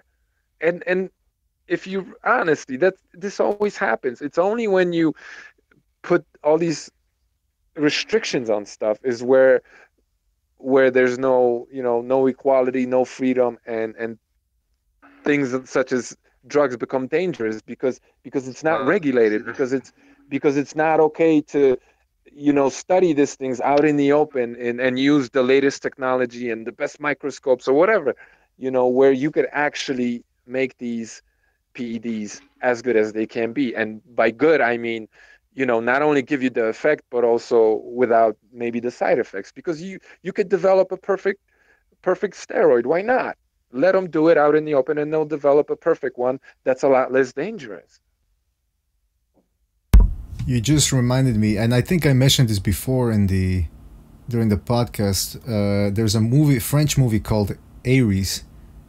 It's from 2016, and it's about a future where pharmaceutical steroids are legal, PEDs are legal, and so what these pharmaceutical companies do is they hire fighters, they promote them, and they sponsor them, in other words, and they fight each other. The guys fight each other, and the winner, essentially, it's like publicity for the pharmaceutical company to say, hey, look, we have the best fighter, we have the best product. And I'm gonna put it up there. There it is. It's called Ares, 2016. I haven't seen the movie, but when I have some free time, I'm going to. Now, speaking of steroids, and listen, we knew, most of us knew, when you look at Canelo, you said, okay, this guy he's on something.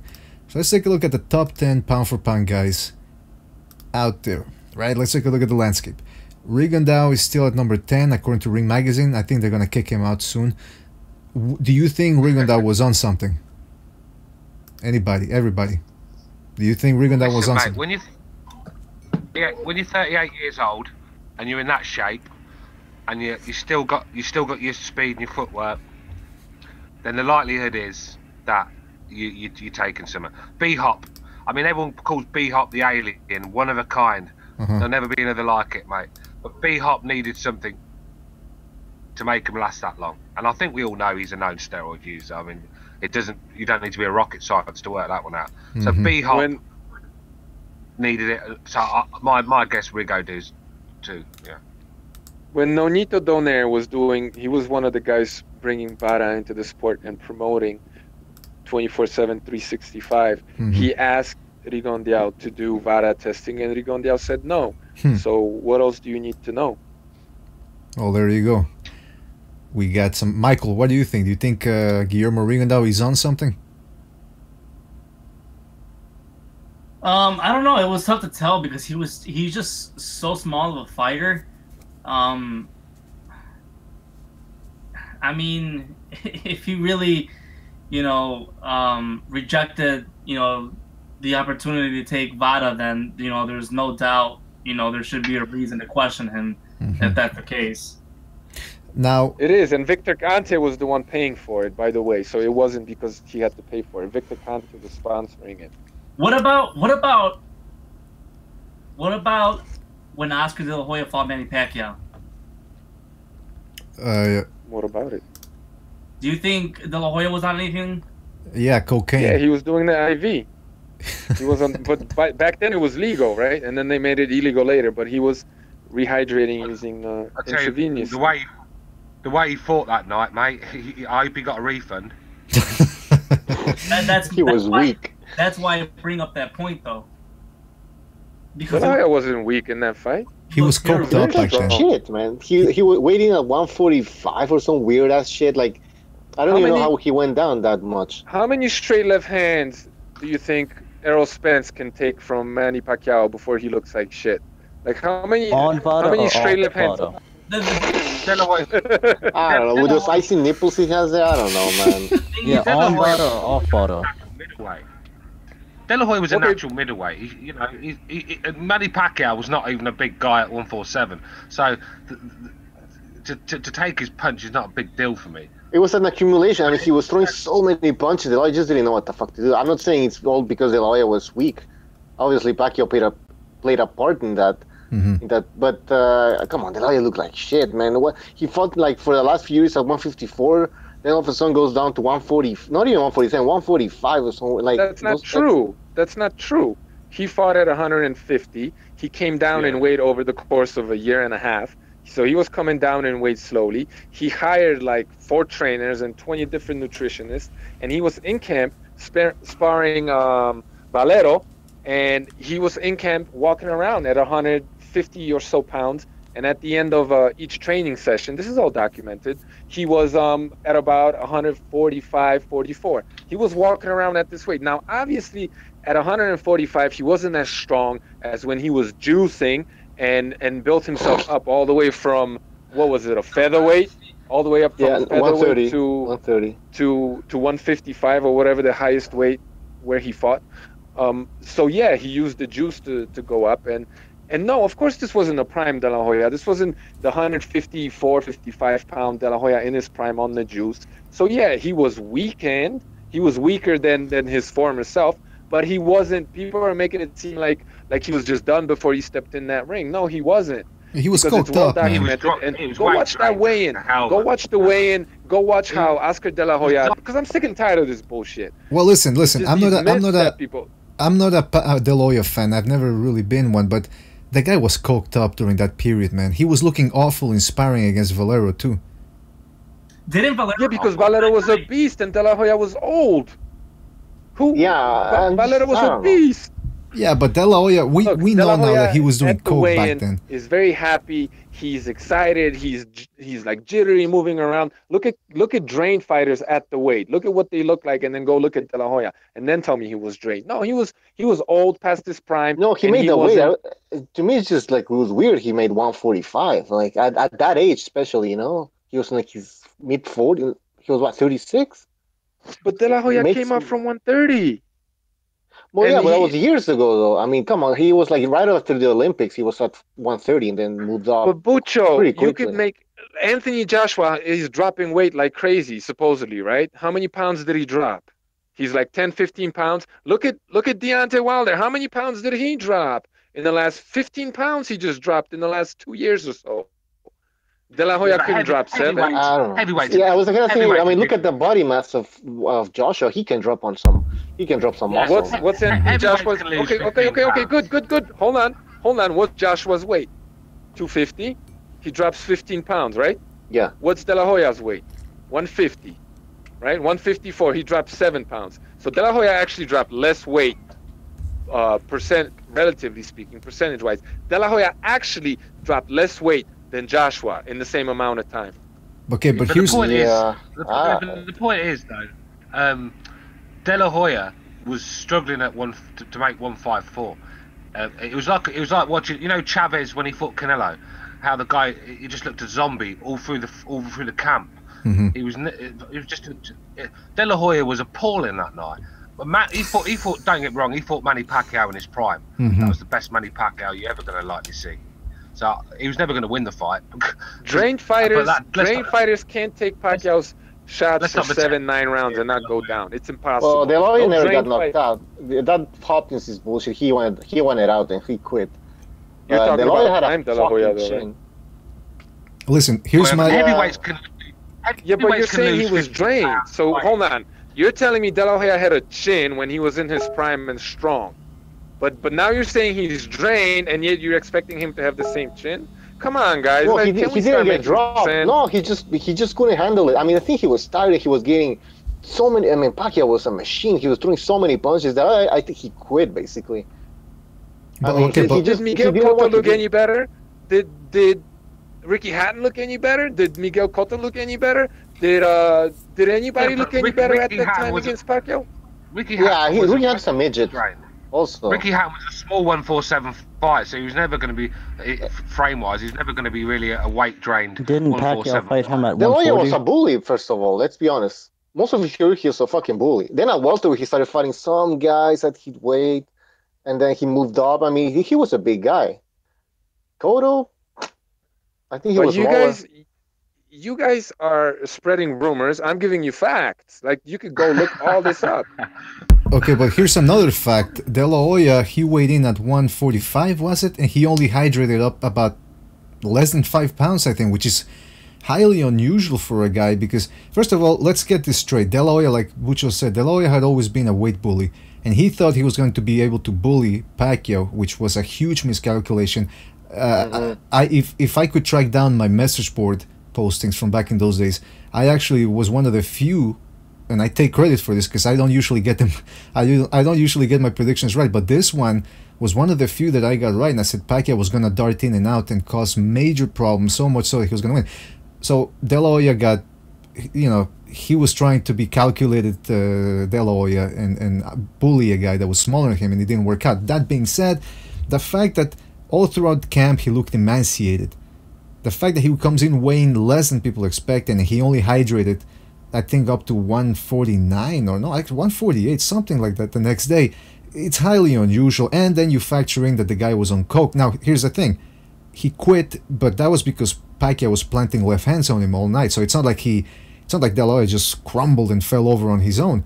But the fact is that De La Hoya, and even against TV Forbes in the fight prior to Pacquiao, he got his forehead cracked a little. I think he got a fracture, a hairline fracture in his skull or something. So he was slowing down. But you're talking about boxing skill.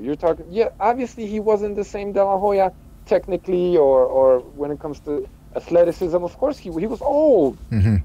But a drained fighter cannot take Pacquiao's punches. It's just impossible. No drained fighter is going to take these left hands for however many rounds he did.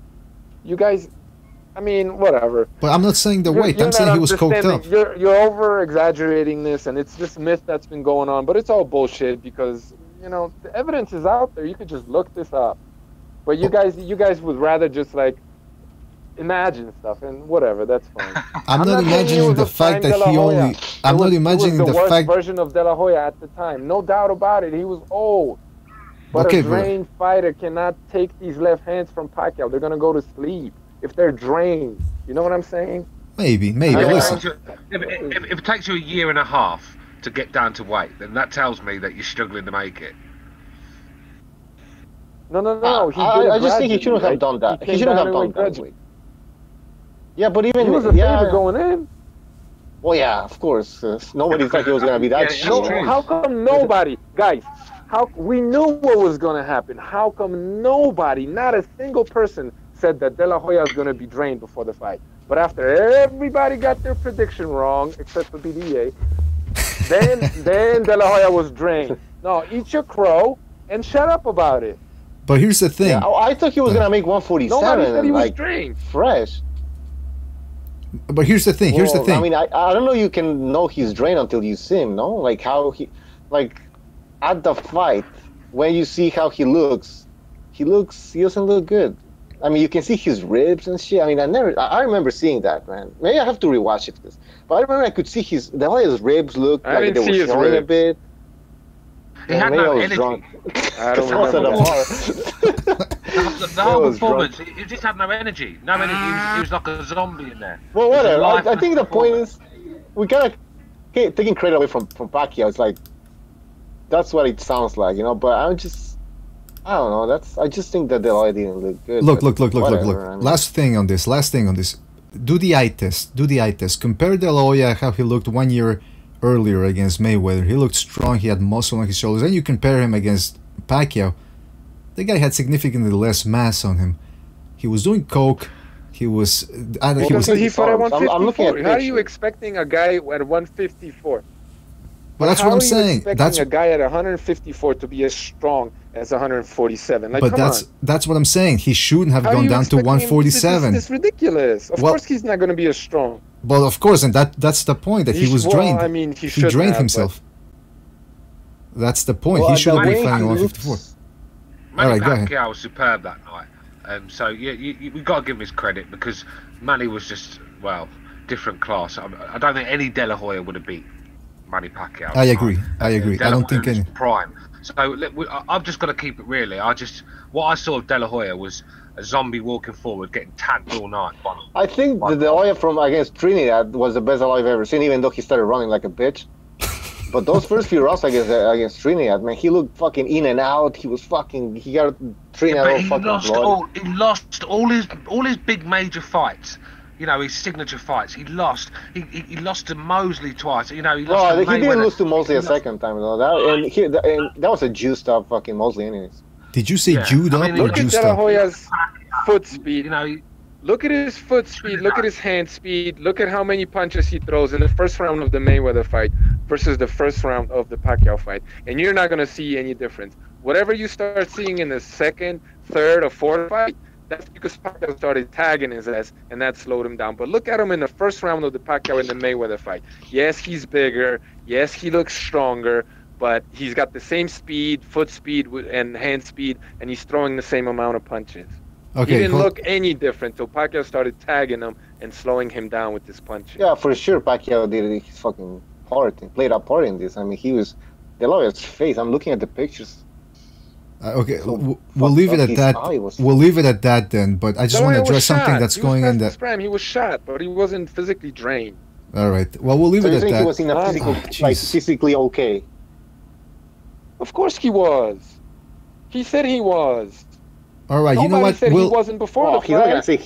Listen. Let's leave it at that. Well, let's change the subject. I want to address something in the chat room. Canelo, give me my fight says, B-Hub versus Trinidad was disgusting. B-Hub is a fucking weight bully, motherfucker. Well, I just want to defend Hopkins. I want to defend Hopkins on this one. Trinidad is the one that wanted to go up. He couldn't make 147. He was complaining that he could make 147. So now he was gonna go after Roy Jones after Hopkins. Exactly. He was gonna go. He wanted to go after Roy Jones. So let's say that B-Hub was indeed bigger, which he did look bigger, by the way, when they fought. But that's Trinidad wanting to be great, and he went up and he fought the best. So I mean, it's not like Hopkins. I mean, yes, Hopkins was calling him out, but that was a big money fight. What was he supposed to do? Not call Trinidad out? Plus, Trinidad was knocking everybody out. So I mean, I don't agree with the whole. But isn't that Hopkins' best win at middleweight? Yeah, that doesn't make sense. Like him and he beat De La Hoya and Trinidad. Like those are two of his best wins, and they were like fucking welterweights. That's true. That's true. All right, I want to get back to the whole who's. Wait, Bucho, what did you just say, Bucho? Bucho, what did you just say? De La Hoya was what? Pacquiao with welterweights. What did you just say? De La Hoya was what? A welterweight. Welterweights, thank you. You know what? I'm at 36. You can't be there. I mean, come on. De La Hoya moved after. Right. Yeah, he eventually moved up, but then he went back down. At that age, it's like if Roy Jones goes back to. I agree, Pucho. I agree. Oh, okay. I agree. De La Hoya was a welterweight. I know. That's the whole point I've been making for the last half hour. Yeah, what I've been trying to say for the last half hour, that De La Hoya was a welterweight. He fought Pacquiao at his natural weight. Welterweight. But he's going back down when he's old. After leaving that weight for a few years. So he cut the juice. So he cut the juice off. So yeah, he wasn't the same fighter at 154. No, don't get me wrong. Pacquiao wasn't a 154-pound fighter either. Whatever. I don't know if you guys are getting what I'm saying, but I get your point. I get your point. Move on. He was a welterweight. De La Hoya was a career welterweight. Meaning Yes, you was. didn't even expect. Yeah. Yeah, but that's like saying Bernard Hopkins was a career middleweight and he goes back down at middleweight at 47. I mean, that makes no sense. He's no longer... What Butch is trying to say is De La Hoya wasn't a welterweight anymore. Like, you don't go back down to... Yes, your best weight, your original weight was 147. As you get older, you kind of struggle, and then that's why you move up. It's not the same because Wasn't De La Hoya Bernard came up... Hopkins always a light heavyweight, though? Of course. He was... B-Hop was a weight bully at 160, just like De La Hoya was a weight bully at 130, 135, 140. So B-Hop's natural... So De La Hoya's a weight bully at 147. De La Hoya going up to 154 would be like B-Hop going up to cruiserweight. To 160. De La Hoya at 160 would be like B-Hop fighting a cruiserweight. B-Hop was a light heavyweight his entire career. De La Hoya was a welterweight. You see what I'm saying? Mm-hmm. Yeah, but I mean, anyway, we're gonna move on because we're going in circles here. Listen, I want to go back to the whole thing of who's juicing now. All right, so I get the page up, Rings Magazine's pound for pound ratings. Okay, shit. Hold on a second. What am I moving here? Okay, so we established Ring that was probably on something. Now we got Errol Spence Jr. Who? Let's put this into perspective. Let's put this into perspective. The guy says he walks around at 170, and look at him here. Looking at him here in Fight Night, he's cut and he's got, very good muscle over there. He's got a couple of pounds of muscle there. So, what do you guys think? On the juice or not? Roided up to the max. Orange juice, grape juice, apple juice. V8 juice? Alright. Now we get... I mean, he's got titties that get him in the Hugh Hefner house. He has. Yeah, why does he have? Look at his chest. It doesn't look. There's something bizarre about it. It's not. They look a little droopy. I mean, you can tell he's got muscle, but was that? What did you say, Reverse? I didn't catch it. It's inflated. Yes. It's like a bounce house. he's got fun bags. Is what he's got. All right. Floyd Mayweather has, say what you want about him, but he knows how to pass a drug test. He's been doing it for many years now. He's got the best people involved. Errol Spence is part of the Mayweather team. You can bet your life Mayweather's got his scientists on the case with Errol Spence. And Errol Spence, he's on everything. But the fact is, it's who can get the best drugs to hide these things, and Mayweather's obviously got the right people because he seems to be passing test after test. That's if he's even having them. But, and we like all know Mayweather takes them. So. It's like I've said in the past about Mayweather, and other people said it as well before, which is that EPO increases your stamina. Now, what EPO does is that if you stop moving, it may coagulate and it may cause some sort of a heart impairment. So the thing is, these guys, they have to get up at night and work out, and lo and behold, what did we see during the 24/7s with Mayweather? He gets up and starts working out at 3 in the morning. He goes to the gym at 2 in the morning. He goes running during midnight. I mean, something was up. And the fact that he looks more cut now than he did 12 years ago when he started fighting at welterweight just goes to show you there's something. And by the way, we're not saying that we're not accusing anybody on the juice, but we're saying hypothetically, if we were forced to say, do you think this guy might be on something? That's all we're saying here, all right? We're having fun, right, Butcher? When you look at all the divisions he's gone up, to constantly put on muscle after every division he's gone up. Some people can go up, but they look a bit flabby around the waist when they're at weights they shouldn't be. Like Robert Guerrero, never looked a 147 fighter, just looked horrible. But Floyd always looked good moving up, piled on the muscle. Conor McGregor fight, he was fucking roided up to the max on that. You could see the shape of him. It's the best shape he's ever been in his life for 40 years old. Yeah, that makes no sense, man. Well, Mayweather didn't always do that same day weigh-ins, no? Like the unofficial weigh-in thing? Yeah, I think he did pretty much what he wanted to. He always fought in Vegas. He didn't do a lot of them, right? Yeah, I don't think he did a lot of them, no. I'd have to check. Against Canelo, did he do it? Good question. Anybody know the answer to that? He did for some of them. He would be like 170. Yeah, he did. But I don't think he did it but I don't think he did a same-day weigh-in for Canelo. Floyd he never didn't does. even look that small. Floyd barely does same day weigh-ins. You'll look on the records and you'll barely see a same day weigh-in of Floyd Mayweather. Do you know why? Because the guy comes in the ring at 162 pounds and he wants everyone to believe that he's only putting on 4 pounds overnight. Exactly. That's what I'm thinking, man. Like, this guy, that's why they, like, oh, when people were mentioned, when they talk about Mayweather, Canelo, oh, it's like David against Goliath, basically. And, like, they look the same. They're almost the same height, and Mayweather doesn't look that much smaller than Canelo. So, Yeah. and then there's no same day weigh-in. So I'm like, okay, so how much smaller was he, man? Yeah, We don't know. Floyd didn't look that much smaller than Canelo in that fight. Mhm. Yeah, and they make it out to be like he's David against Goliath. Like, come on, guys, don't exaggerate. I think the only thing that made Floyd look smaller was the fact that Canelo blows up to 180 on fight night. So he's going to look smaller. But let's not pretend that Floyd's not hovering around at 160, 162 when he's in the ring. On fight Didn't he night. fight Cotto at 154? Then he fought Canelo at 152. Yes. Yeah. Yeah, well, go figure on that one. All right, let's forget about Mayweather for a second and keep moving on this list. I don't want this to turn into a Mayweather retrospective. The monster, Naya Inoue. What do you guys think?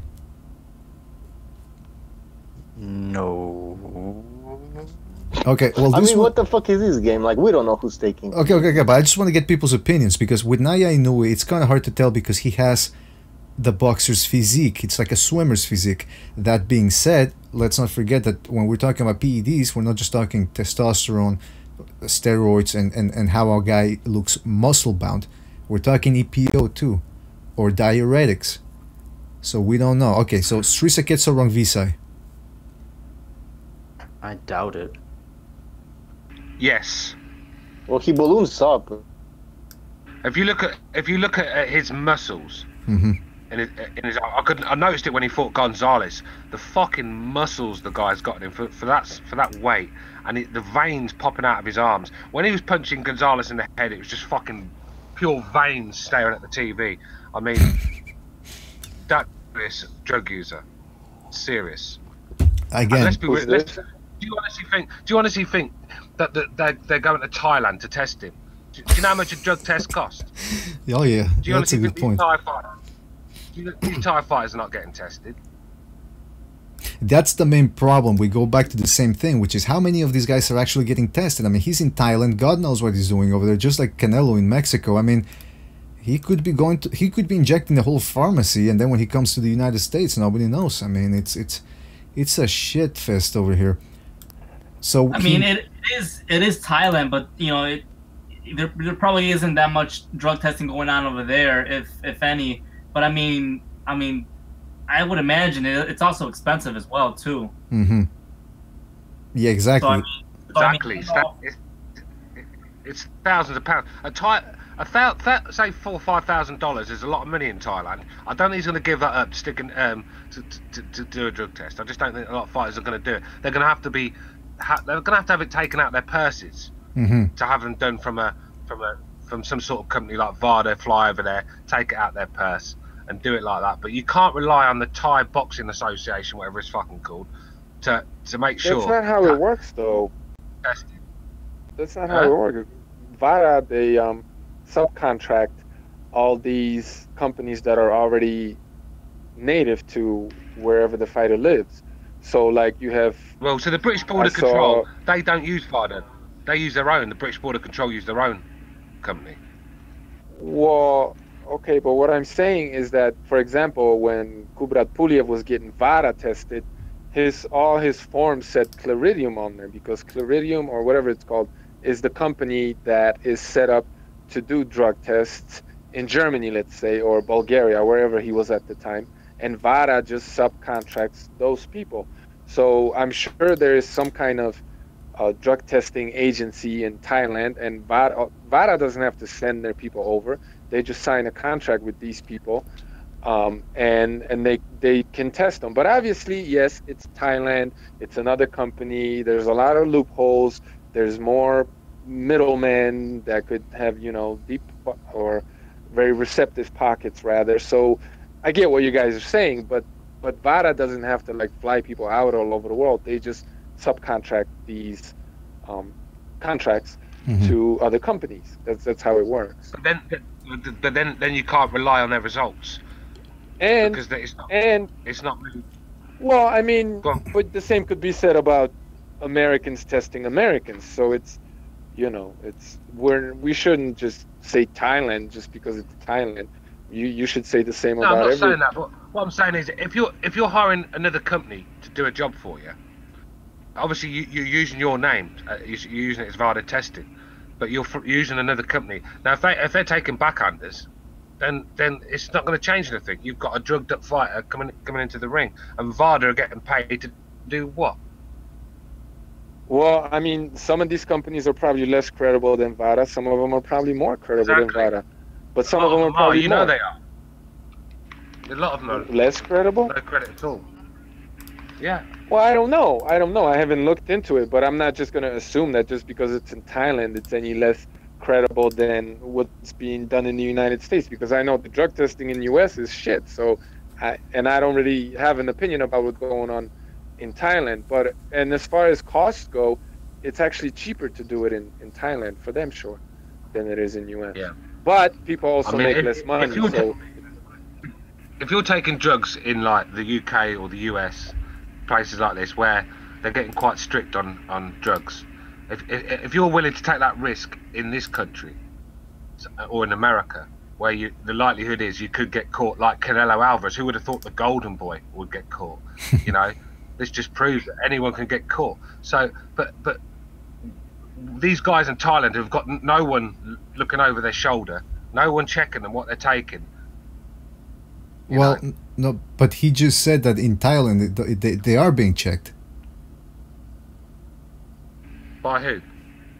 By VADA. He said they subcontract people that do the tests over there. They don't actually send a guy from VADA's headquarters over to Thailand. Yeah, but my point is that guy could be fucking anybody.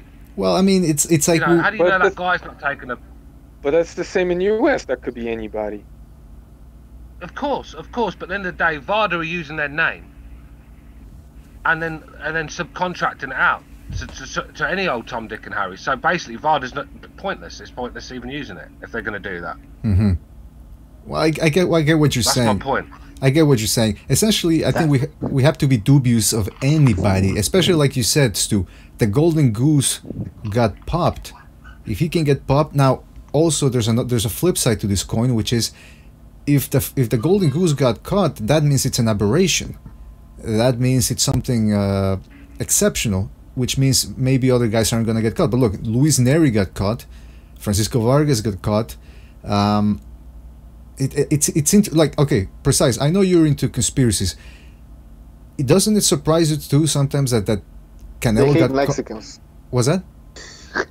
No, I wasn't. Mexicans. No, but I'm saying, is it possible maybe Canelo pissed somebody off in the higher ups, some higher up or somebody, and they say, okay, motherfucker, you want to play? And they fucked him up on the test. I mean, I'm not saying Canelo didn't take it, but I'm saying what I'm saying is they. I thought Suleiman did something, but he has nothing to do with VADA, so I don't know. Maybe he made a phone call. What I'm saying is Canelo is most probably juicing, but how did he get caught is what I'm saying. I mean, I think we already talked about that somebody dropped the ball big time in his team. Because it can't be that the tests are that good. If he has top-notch he's blaming it on Mexican beef though, isn't he? Yeah, that's what he's doing, but That's I mean, what they all say. He miscalculated his fucking cycle thing. He miscalculated and he still had some traces when he shouldn't have had. I don't know. Could be that. Oh, guys, I just looked this up.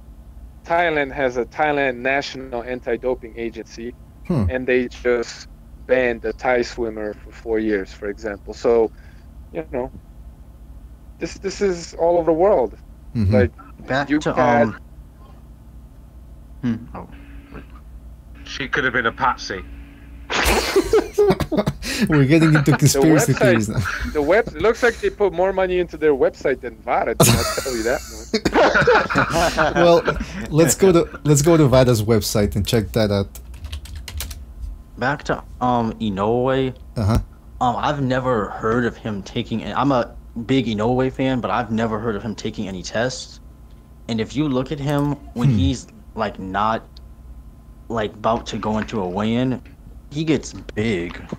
Like his his thighs get big, his like biceps get big. His thighs. But if you look at him in the weigh-in, he's like every punch- this real and skinny every little punch- dude. Guys, I'm sorry. So you go to Thai's the anti-doping website, and look, they just this is how credible VADA is versus Thai testing agency. They just banned a swimmer for 4 years. Guess for what? Guess for what? Don't tell me. Clenbuterol. Clenbuterol, yeah. So they're more credible than VADA. How about it? The thing is, though, they've got the Olympic Committee looking above them. Who have the Thai boxing? But there you go. That's the difference. Didn't they make a movie? Didn't they make a movie about a guy who was in the Olympics and he was supposed to do the drug testing? Then he found out that he was just paid to make sure he didn't catch people. I don't know about that movie. Yeah, I mean, yeah. Sounds made up. All right, let me realistic. go. Let me go check. Hold on, I'll put the. Here's. I think it was called Bigger, Faster, Stronger. It's a documentary, right? Yeah, I haven't seen it, but I heard. I think it's a documentary. All right, so here we have VADA's. This is my point, yeah? What's your point? If you're going to ban someone for taking something so they can swim a little bit faster than someone else, it's not harming anyone, there's no danger. All right, they're cheating, but there's no harm done. But you want to let roids go on in a brutal combat where people are punching each other in the face for 36 minutes. I mean, this is what I'm trying to say. Again, we go back to the whole question of if you are roiding, what is it improving? Because if it's improving one punch round knockout power, stamina, then if it's stamina, then yeah, that could be problematic, because then that would allow the person to just beat on another guy mercilessly, and that's how recovery. Right. Mayweather never got tired. Never got tired, Mayweather. Oh, we're going back to Mayweather. And recovery from getting hurt. When you're on roids, you can recover twice as fast when you get hurt. That's true. But listen, people in the chat room are calling the Fox Strikes. Shout out to the Fox Strikes. He says Roidelo Alvarez. Okay, what are the nicknames we've had so far? Roidelo Alvarez, Canelo Alvarez. Which one did I miss? Canelo Butterol. My goodness gracious. Yeah, and somebody remind me in the chat room, which one of you guys in the chat room was it that called Canelo a horse fucker? There's somebody called him a horse fucker. And look, I'm not saying Canelo gets fucked by horses, but I did hear he shoves sugar cubes up his ass. That's all I'm saying. That's what I heard. Okay, so Steven Skrill says, what is so hated? So hated, you know, I just don't get it. Was that? I didn't hear what you said. I don't know, hated. Can you repeat that one more time, please? Because you're breaking up. Stu? Sorry, bro. I said I don't understand why they hate him. Oh, why they hate Canelo? Yeah. Well, come on, man. I mean, yeah. I understand why. The guy, and again, I know this isn't his doing necessarily. It's more Golden Boy. They get him all the advantages, and now that he's tested hot, I mean, come on. What is there really to like I said? Yeah, go ahead. They hate him because he's Mexican, and they're all racist, man. They all hate Mexicans. Yeah, it's everybody's. They're jealous of his money. Yeah, exactly. But it comes with the territory. I mean, come on, every popular fighter has haters. A lot of them. The more popular you are, the more haters you have. Only a certain. But he got hate before the Ped story. That's true. That's true. Long before that. Well, listen, when he won his first title, well, he has like a diva. So when he won his first, he's the A side. I'm the A side now. If you look at A Los Golpes there, I watch that show all the time. It's in Spanish, and obviously, and when they were talking about Canelo against Chavez Jr., the whole build-up, he kept saying, yeah, now I'm the A side, so I say, like, I used to be on the B side, now I'm on the A side. He acts like a little diva. So, like, that's why people hate him. You know, that's how a lot of fighters get, you know, and it's funny to see, you know, especially someone like Keith Thurman, who just a couple years ago was a very humble guy. was constantly calling out Floyd Mayweather and why was he fighting, Andre Berto and this and that. And, now he's in the same position. And, he has to say something like, Errol Spence isn't in my to-do list in 2018. Because that's how it is when people get something of high value that they've always dreamed of. They get scared to death of someone taking it from them. And apparently, I think you had a great point. Apparently, Keith Thurman doesn't believe that he is at the level that he claims to be, because he's constantly making this excuse, that excuse. He's acting like he just recovered from cancer. Yeah. When all he really did is he had some skin removed from his elbow. No, and here's the thing, and this is why a lot of people, are upset at Keith Thurman, because, I think a lot of people would be more, considering for Keith Thurman, had he said, look, I just had a surgery, I haven't been active in two years, so I'm gonna have a comeback fight in May. And then I'll have a comeback fight in May, and then maybe in November, if the sanctioning bodies will allow me to skip my mandatories and fight Errol Spence, then me and Errol Spence could get it on in 2018. But no, he goes out and saying, "Oh, I'm gonna get he ducked Jesse Vargas. Yeah, I'm gonna do a fight in May, and then I'm probably gonna have to do a fight against Sean Porter or whatever it is later on in 2018. And then maybe we could talk about Errol Spence in 2019. So it's he was the one calling out all the welterweights before, and then now he's on top of it, and he sees Errol Spence as a legitimate threat. Now he doesn't. Okay. So Thurman, what kind of tune-up is he looking for? Because he didn't want Jesse Vargas because he was a hard fight. He said it's probably not going to be in the top 15. So my question is who? Can you give an example? Is he a guy we don't even know about? Is Rasalka awake yet? Maybe he'll bring the Tichinine up. Yeah, he might bring somebody up, huh? From 140. Maybe definitely. I don't know, 35.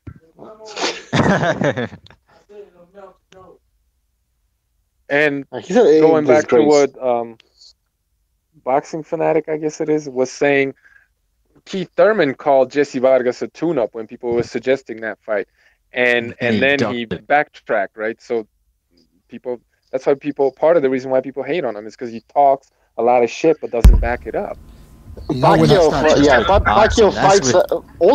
fights Jesse Vargas and schools him, an older guy against a young guy. But then Thurman, in his prime, he can't even fight a guy like Jesse Vargas. Come on. He can't even take the Pac-Man's leftovers. Yeah. Vargas was a smaller guy coming up in weight. Come on now. Oh, he's a big... Look at these guys. He's tall as fuck. Yeah. What a joke. I'm just trolling. Yeah, I know. But here's the thing about Keith Thurman. When I started disliking him was when he was barking prior to the Danny Garcia fight. There was a Showtime feature they did on YouTube. I don't care what nobody say about me. I don't care what they say about me. I know what you're talking about. I think, and he was screaming at the reporters for asking stupid questions. I mean, I know, listen, during the build-up to a fight, I know fighters get cranky because they're cutting weight and they're getting into fight mode. But I mean, this guy he's barking too much for my taste. And then, like you guys said, he backs... Arguing with fans ringside. He did that? When did he do that? You can find videos of him just yelling at fans. Like, after the, he was at the Danny Garcia's fight against that guy, Spence-Beat. Spence-Beat? And there was this guy talking about, he's going to get you with the body shot. Can you remember when he was chasing after... Malignaggi? Malignaggi he was chasing after. My goodness gracious. That should be his tune-up. Yeah, that's going to be a tune-up. Yeah, and chasing after Malignaggi. Yeah, he's moaning at people for chasing after him. I mean, how he's treated Sean Porter's a bit out of order as well. I mean, Sean Porter gave him a very good fight, and he's looking down at Sean Porter. I mean, really, Sean should have his belt at the moment. Well, that's the other thing. I don't think he won that. Yeah. Well, a lot of people think Sean Porter won the. I know Victor Atkinson and Reverse Lee think that. So, but I mean, yeah, the point is this: Thurman is getting very rambunctious nowadays, and I don't like it. I mean, I understand you wanna promote fights and try to get your profile out there or up your portfolio. But when he does, it's annoying. Let's face it, and it's not very zen of him. The guy's supposed to be this new age fighter that, you know, plays the flute and does meditation, and instead he's barking at people. And by the way, might I say, I saw that video where he's hitting that punching bag, and the punching bag falls. That could have gotten somebody hurt. And over here at BDA, we advocate for nothing but safety first. All right, so that was the most disgusting thing of all. But speaking of welterweight fights, I just read this week that Broner is going to be taking on Jesse Vargas. Now listen, say what you want about Adrian Broner. Yes, he gets in trouble outside of the ring. Yes, he can be very talkative himself, a big mouth, and you know, he's taunting cops at donut shops, telling them he makes more than them in a year. So he's a pretty crazy guy, but you cannot deny that the guy takes on everybody out there. I mean, he is getting paid for it. Was that? He's got no choice. Yeah, and I've heard that he owes Al Heyman like a bunch of money, so whenever Al pitches him a fight, he has to take it. Jeez, he's a little cheap hole getting passed around like crazy. Come on. Okay, then forget the neighborhood hole, man. I think Precise knocked it on the head when he said about Broner being the best in the world at being the B side. He hasn't got an A side in him no more. He's not a pay-per-view fighter. I think he knocked it on the head when he said that. Adrian Broner will make his money from being the B side against decent fighters, and that's what he's going to do. He's going to keep fighting this guy, that guy. He can't. He has to take these fights because there's nowhere for him to go. So he's spot on. I mean, this guy. What we're going to get? He's going to come in the ring. He's going to do nothing for 10 rounds. He's going to be losing. He's going to be losing on the cards.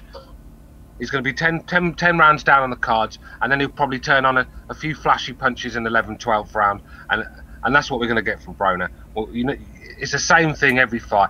He loses on points because he never ever lets his fucking hands go. He just, the guy's a joke, man. I mean, was he ever that good to begin with? At lightweight, because he was fighting smaller guys and he looked athletic and he was fighting little bullet. He ducked Uchiyama. Yeah, that's the big knock on him. Because Uchiyama was gonna give him a fight in Japan, and remember, at this point, Broner was still a lot bigger than Uchiyama. Mm-hmm. But Uchiyama knew he could sleep Adrian Broner because he was just so like flawed, and he ducked that. I'll tell you how bad Adrian Broner is. Go ahead. Most people had Paulie Malignaggi beating him. Yeah, that's a good point. And that's Daniel Ponce de Leon. Yeah. I was gonna say and Adrian Granados. Malignaggi. Yeah, and exactly. way before that, I think in his 7th fight or something on ESPN, he fought a guy called his name started with a Q, and Fernando Quintero. Yeah, he looked horrible in that fight. So much so that some people even thought he lost. He lost that fight. So how many L's does this man have? Okay, so you know what, guys? 7. Forget what I said about him fighting the best. You guys convinced me. He's got no choice. He has to fight whoever they put in front of him. So forget what I said. He still believes he can win, and I think he believes that if he wins this fight, he's back on as an elite boxer. Mm-hmm. He makes it back. So he doesn't believe he can win because when he gets to the ring, he doesn't let his hands go. He's delusional. He's delusional. He still thinks he's like this next Mayweather. Hold on, one at a time. He's insane. You can't have any belief in yourself if you go in the ring and don't let your hands go. You're 9-10 rounds down and you don't put it on the line. Most fighters are putting it on the line. If they get knocked out, so be it. But this guy, 10 rounds down, just doing enough to survive, and then make an excuse that he had a bad camp or he hurt his hand or something. Wait, so you're telling me you have to land punches to win the fight? That's believe he's on hype, man. What about the fight being fought at 144 pounds with Jesse Vargas? Like, what's that all about? Who's asking for that? Well, not Vargas. Remember how Broner made Porter come down to 144? Mm-hmm. Almost knocked him out. Well, not almost knocked him, but put him down in like the 12th round or something. Mm-hmm. Yeah, he got one clean punch and then it just like dropped Porter to the side. But Porter has a solid chin, except I guess not at 144. Is Vargas going to be drained? Broner fought Garcia at what weight? 140, no? Shot. That was a balance shot. He was off balance. He weren't hurt at all, you know. Fighters do get knocked down. I mean, bloody hell, Calzaghe got knocked down all the time, but unbeaten 46 fights. So You know, fighters do get knocked down now and again. More of a balance thing. I don't think Broner stunned Porter where he's looking for his fucking gum shield and he's barely making it to the ropes. You know, it weren't one of them ones. Let's be real. Okay, I gotta read the comments real quick in the chat. Canelo Give Me My Fight says Vargas is on PEDs. You know, a lot of Saddam Ali fans came out of the woodwork after Vargas knocked him out, and they said, how come this guy didn't have power before and now all of a sudden he's got power? But I think that was mostly Arab fans, you know, fans of Saddam Ali, who were saying that, trying to... Anyway, Pavel says, Broner's voice sounds like his pops is squeezing him by the balls all the time. Tim DeBell says, anytime I hear Broner talk, I just go rewatch the Maidana fight. Yo, those two quality comments right there, back to back, by Pavel and Tim DeBell. Shout out to Pavel and Tim. Okay, so guys, Broner is asking for this fight. I mean, asking for it. He's got to take this fight. I will say this about Broner. Back in 2012, it was. After he beat, I think it's Precise's phone. Precise, are you on a satellite phone? Precise, are you on a satellite phone? Yeah, okay, because it sounds, there's, yeah, that sound, that right there. All right, I think it's gone. Better? Yeah, now that's better. That's better. Are you on a satellite phone, by the way? An Iridium phone or something? No, sir. Okay, okay. Because you're the type of guy that would have a satellite phone, you know, traveling all over the world. Maybe. Oh, there it is. The sound was back. Anyway, if it gets too bad, we'll just ask you to mute your mic. But what I wanted to say about Broner was in 2012, when he beat Antonio DeMarco, and all of a sudden Ring Magazine, which of course is owned by Golden Boy, and back then Golden Boy used to promote Broner, he beats DeMarco and all of a sudden he's number 5 pound for pound. Then people started complaining and they put him in at number 6, which is still pretty bad. But back then, that was the peak of Broner hysteria. That was when they were proclaiming him to be the next Mayweather, because he hadn't been beaten then. And so all everybody saw was the potential. Of course, they didn't mention the Ponce de Leon fight where he had looked awful. But here's the thing about Broner, and this is what I've said before. The guy, yes, he never was the next Mayweather. He'll never reach Mayweather's level. But if you put that initial high bar aside, he's actually a pretty good fighter. You know, against Porter, listen, I'll give him credit. He clinched his way and saved himself a beating from Porter. You know, he didn't get birdowed in there. Against Maidana, he fought like hell. He wasn't a bitch about it.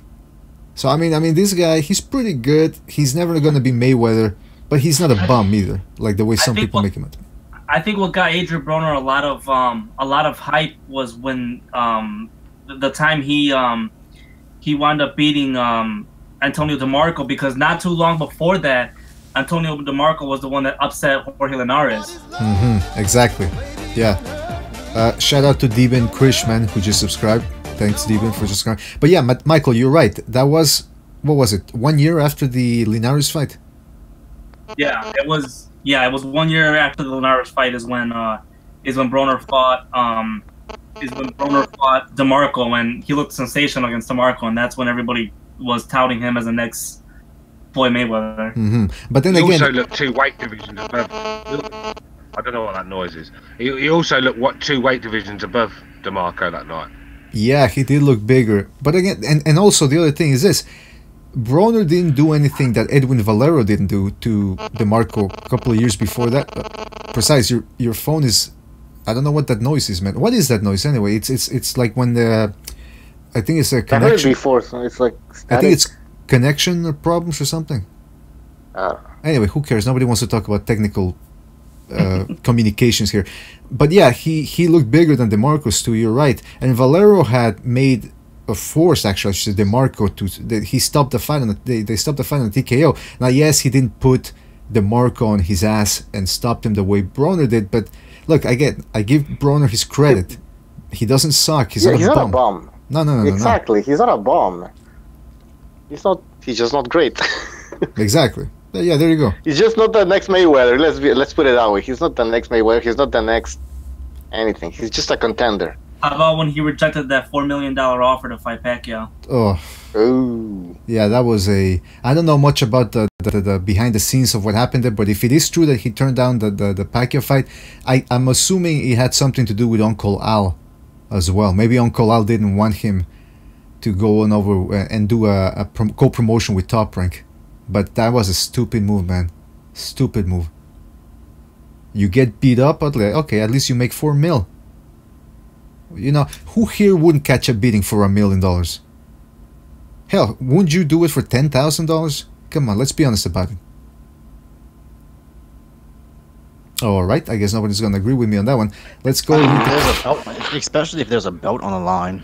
Well, forget the belts. I'll go to Japan and I'll fight Inoue tonight for 20,000. Well, first of all, how much do you weigh? Because if you weigh 170 pounds, then it's really not that. No, not that I weigh. big a deal. I'm like 3 divisions below Inoue. Actually, What? 4 because he got scheduled to fight McDonald at bantamweight now. Wait a minute. Are you a 5-year-old kid? How much do you weigh? No. Like around 117, something like that. Whoa. Damn. That's quite something. Now, do you work out or anything like that? Yes. Are you cut? I'm trying to get there. Okay, I'm okay. Closer. Yeah, maybe you know, hit the weights if you want to later a little bit. You know, add a couple of pounds there. Pads, PEDs. Yeah, get yourself on that Canelo diet. Yeah. Get some of that. Get some of that contaminated meat. Yeah, go to Mexico, man. Get yourself some of that. Hey, I went to contaminated Mexico meat. last month, like I told everyone, and How did the meat taste? I'm all jacked up. I mean, I'm all jacked, man. I mean, like, feel the muscles and shit. Yeah, man. but how come it's only your right forearm that's jacked? You were doing a little jacking there over there, or? You fucking pervert. By the way, we should always. Oh, by the way, I got fucking sick in Mexico, man. Yeah, what happened there? I don't know. My girlfriend was like, "Oh, The let's eat contaminated this from the meat street." strikes No, I again. ate from the street, man. I was like, I didn't want to Ah. touch shit. I was like, all right, I knew I just shouldn't have eaten off the street, man. Now, when you hold Oh, on, when you fuck say it, you ate off the street, does that mean you ate out a hooker, or what does that mean? I ate a hooker. And, no, I mean like some sort of tostada shit. Man. Tostadas. You gotta stay away from the street food. It's not New York, man. You can't. Well, even New York, it's filthy. over Even there. New York is, yeah. Anyways, so yeah, that's my story. So how Fucking did you get sick? What did you have? Did you just get a tummy ache, or did you actually just vomit all over the place? Montezuma's You- prepared. Exactly. yeah, I Montes- think that's what it was, man. But it only lasted 1 day, man. So that was good, man. I took some pills and shit. took some pills. See, now I'm starting to understand why you're jacked. You took some pills in Mexico. You ate meat over there. Actually, then I was in Mexico City. And I was like, I'm gonna go to the Romanza gym. Hey, didn't you Yeah, say? like, man, I think it's in the ghetto. I don't want to get killed. So I was like, fuck it, I'm not going there. Is it in? And who knows if fucking Nacho's there, huh? Yeah, who knows if? No, he's always there in his office, looking like a that's what I was gangster. thinking. He's always there, man. Yeah, But I was the like, nah. the place you don't want to go in Mexico City is the Tepito. That's where Homero Marquez is from, and it's, Yeah, I know. they say it's one of those areas where people are fighting all the time, and a lot of boxers come out of Tepito, man. Apparently, what was it? Oh yeah, didn't you see a UFO over there? You said. I saw 3 UFOs, man. Okay, so now that that's out in the public, you're gonna have 3 men in black knocking on your door and asking Yeah, I you know. what you saw, make a report, and don't mention it to anybody else again. Let's see what people are saying in the chat room. The Fox Strike says, some of them tacos. Yeah, that's right. Canelo Give Me My Fight says, reverse lean needs clenbuterol. Reverse, when you were fighting, were you fighting at that weight, like 105, or? I never had a scheduled bout. When it got time for me to be in proper fighting shape and I was about to have a fight, I wear glasses, so they denied me entry based on the fact that I am supposedly at high risk for a detached retina. Ah, okay. Yeah, those But I had a lot of technicalities. sparring matches. You know what you should have done? You should have gone up to the commissioner, whoever was in charge of that, and pointed your finger at his chest and go, "Listen, motherfucker." That's what I do whenever I want something. I just go up to people's faces and point my finger at their chest. Pavel says, Bucho ate Abel's tacos. Now, first of all, you can't eat Abel's tacos because he kills you first before you can take them away from him. If there's something he protects That's more... like a truck full of tacos, and we're just talking lunch. So Yeah, man. you're gonna need at least like a 5-man heist team to even get away a meal from that guy. Plus, Yeah, you but- gotta like get around the all that body that's trapped inside those tight shirts. Man, I wouldn't want to get stuck in an island with him. Let's just put it that way. Because we'd have to be fighting each other. I mean, that's a very high-risk situation. That's an incredibly high-risk situation, and one that warrants self-defense. Let me tell you that much right now. Deben Krishman says, guys, have you spoken about the excessive use of the word traces? Okay, so Deben doesn't like that the fact that all these publications and all these news outlets keep using the word traces. We found traces of clenbuterol, but like we said, clenbuterol, it's a quantitative thing, meaning whether it's a small percentage or a huge percentage, you're not supposed to have it in your system. And that's because these organizations have come up with the fact that if you do have traces of it, minimal or whatever, you're not supposed to. So whether it was a small trace, big trace, doesn't matter. John, everything's a trace. What do you mean? What does trace mean? It just means like a sign. It means like when you leave a trail. Say you're tracking an animal, right? The animal leaves a trail. You're tracing the animal. Yeah, but they could. Can we all agree that they should be getting into specifics about the amounts? Because then they can play semantics with the thing and really occult what is really going on. Because they say, oh, there were traces. That could be a lot. That could be nothing. Very little. I mean, they need to be specific in these articles. Then again, I haven't even read the article, so what do I know? So I don't know if they're specifying the amount or not. But I guess what I'm saying is that they should. And by the way, Bucho, I want to bring this up while we're here.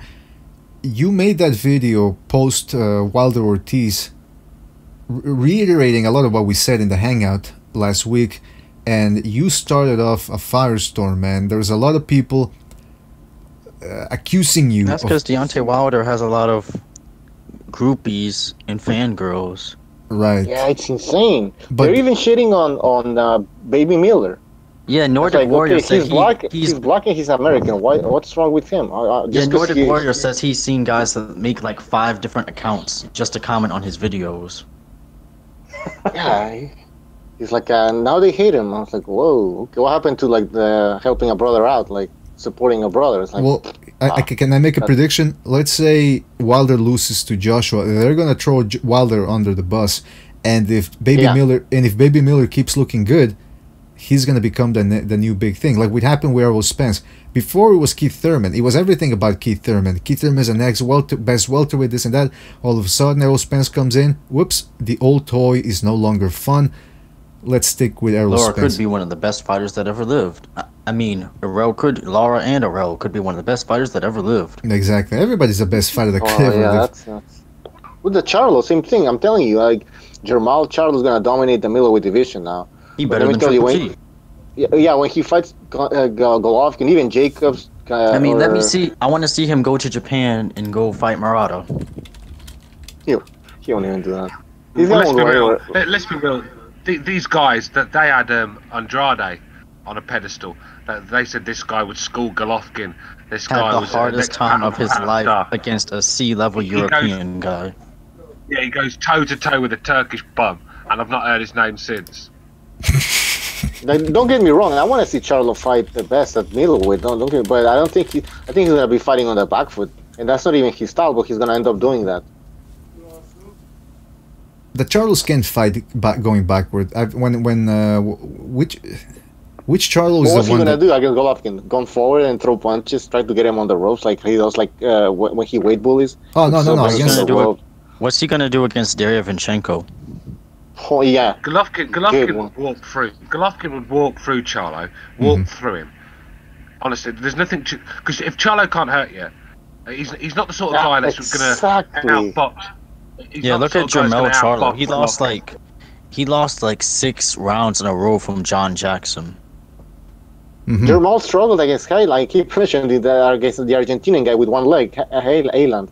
Yeah, he struggled. I don't think he struggles against handicapped guys. He doesn't have the same power as one. He doesn't want to. He's fighting bigger guys.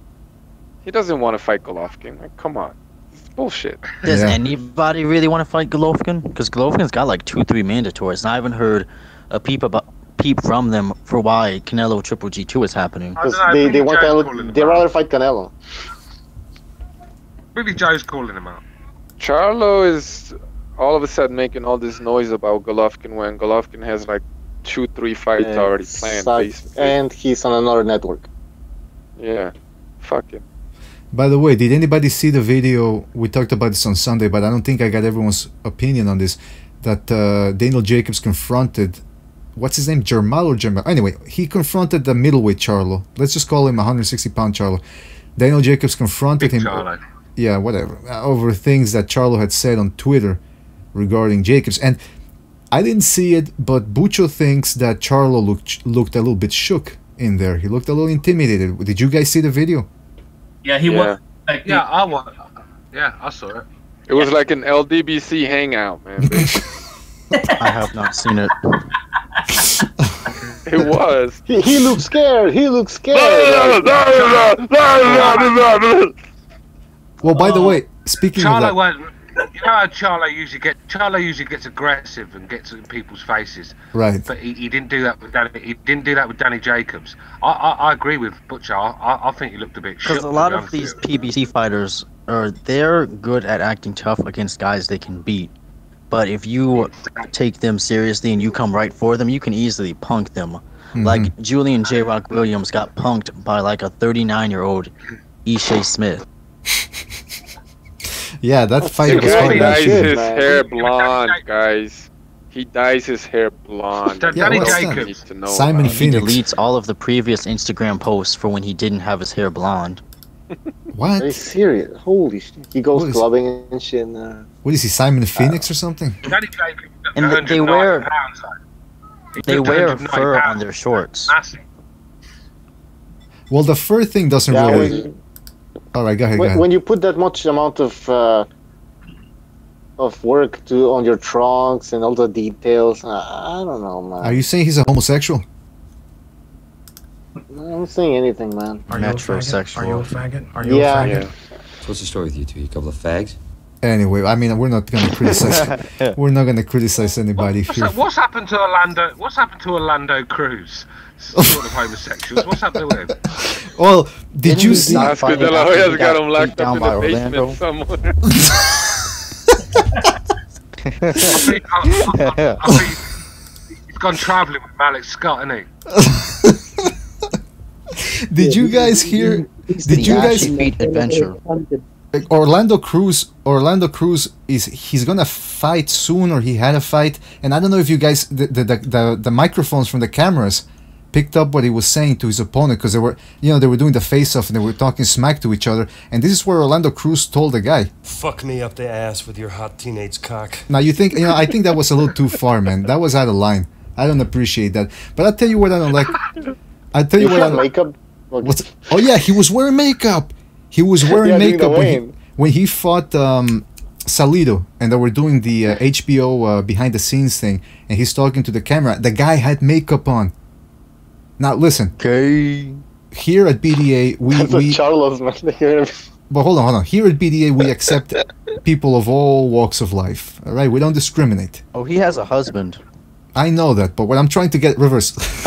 You're making things hard for me here. No pun intended. The guy. Listen, the guy. Okay, he wants to be gay, fine, but what does gay and makeup have to do with one another? I mean, as far as I know, he's not one of them transvesticles or whatever they call him. So what's the problem here? Why is he wearing makeup? Why is he wearing makeup? What does female and makeup have to do with anything? Oh yeah, okay, I get what you're saying. I get what you're saying. But hear me out here. Hear me out.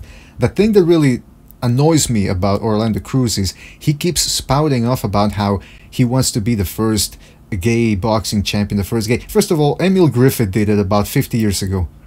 So Yeah, Emil Griffith. And so did Emil Griffith, Panama yeah. Al Brown. Panama Brown. I don't even know who that is. Mike Tyson. Now wait a minute. Wait a minute. he said some pretty gay shit, but I don't know if he was really gay. Was he gay? Hey, Okay, fine, bisexual. The rumours there was strong rumours that Lennox Lewis was. Yes, that's true. That's true. Yeah, he never. Was he gay, though? I don't think he was, but there's rumours that he was. Because he never saw him with a woman. And you know then he who got else all you never pissed saw off with a when, woman? when Rahman called him gay. Remember that on ESPN? They started fighting. I've That's- never seen Takashi Uchiyama with a woman. Well, maybe But he's he's. Japanese. What does that mean? They hide their women. I've seen They're every. very- I've seen They don't Yamanaka reproduce anymore. in Euro with him. Here's another homosexual fighter. He has a robot Here's another fucking wife. I've seen. That's the way to live. What, the Japanese Japanese robot? men Miguel don't Costine. touch anymore, man. Yeah, Japan is in trouble, man. Yeah, Precise brings up a good point. The Japanese, I think we talked about this before in another podcast about how Japanese young men, they're dropping off society, and they're not even making an effort to reproduce anymore. So, Japan is going down the drain in terms of reproduction numbers. But okay, Bucho, can you take care of the person that wants to come in? Oh yeah, hold on. And by the way, we really need to put a disclaimer here next time that this show is not for children, because we do sometimes get into some subjects that can be pretty what's the word I'm looking for here, hard hitting. But anyway, going back to Daniel Jacobs versus Charlos, Charlo, man, the guy likes to talk, he gets very emotional, and Daniel Jacobs, he was pressing all the right buttons. And what I disliked the most about that confrontation they had in the hall of that arena, there was this guy there. He looked like one of the Charlos' little brothers or something. And Daniel Jacobs walked by and he saw Charlo and he said, "Ooh, I came here at the right time." And then that little guy, who's part of Charlo's entourage, started saying, "Yeah, you came at the goddamn right time. You already know." And I'm thinking, who is this guy talking shit to Daniel Jacobs? First of all, Daniel Jacobs could knock this guy out with one punch. And his beef is not with that guy, it's with Charlo. So that's what I hate, when you have this entourage that start talking smack. Let's face it, none of us here, if we had a choice, would go up to Daniel Jacobs and start talking shit to him.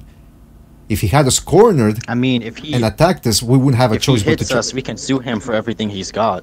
Good point. Very good point. Hey, he wouldn't even have to hit me for me to sue him. He'd just have to look at me and I'd fall down and then I'd sue him. That's the American way. I'm gonna get all of that Golovkin extortion money. Yeah. The Golovkin extortion money. I mean, because you have to remember, Daniel Jacobs, he is a lot more experienced at being an emotional paper champ than Jamal Charlo is. Okay, but okay, I guess, you know what? Forget about this whole entourage thing, because I mean, it really did annoy me. Who would you guys favor, Daniel Jacobs or Charlo? Jacobs. Jacobs. Now, I mean, what has Charlo really proved to us at middleweight at all? I picked Jacobs, and to be honest, I don't even know if Charlo can even get past Derevchenko. That's a good point. I would pick Derevchenko too. Guys, you really think Charlo's gonna fight all the best guys at 160 after ducking all the best guys at 154? Because see, Charlo and Lara are friends, so they didn't want to Don't fight. they have the exact same trainer? They did at some point, no? I think they just train at the same gym. I don't really blame Charlo for moving up to 160. I kind of like it better that way. That way, one brother stays at one weight division, and the other brother can go into a different. Because we know they're not going to fight each other, so it just makes sense for them to be in different weight divisions. That way, there's no they don't have to hold belts hostage and prevent people from trying to unify and so forth. So I kind of like it better that way. They used to have the same trainer, but Jamel Charlo moved to Derek James. I was talking about Charlo and Laura. Jamal, Charlo, and Laura. Well, they're all Jamal- brothers anyway, so But Jamal is at 160 now. Jamel is still at 154.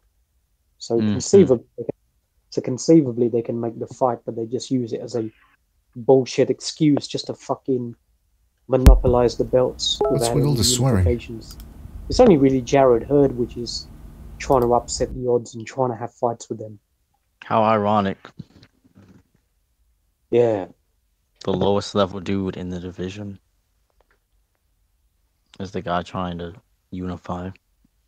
Still, at least he's the only one who's got some balls to do anything about it. I mean, he's like a cruiserweight. yeah, What risk is he really taking? getting schooled. I mean, it's already happened. All you gotta do is just make it to the 12th and hope they don't rob you. Basically. That's the problem. People can't get to the 12th round. You can get pretty much any round you want to get off of Jared Hurd. But You just gotta not get knocked out.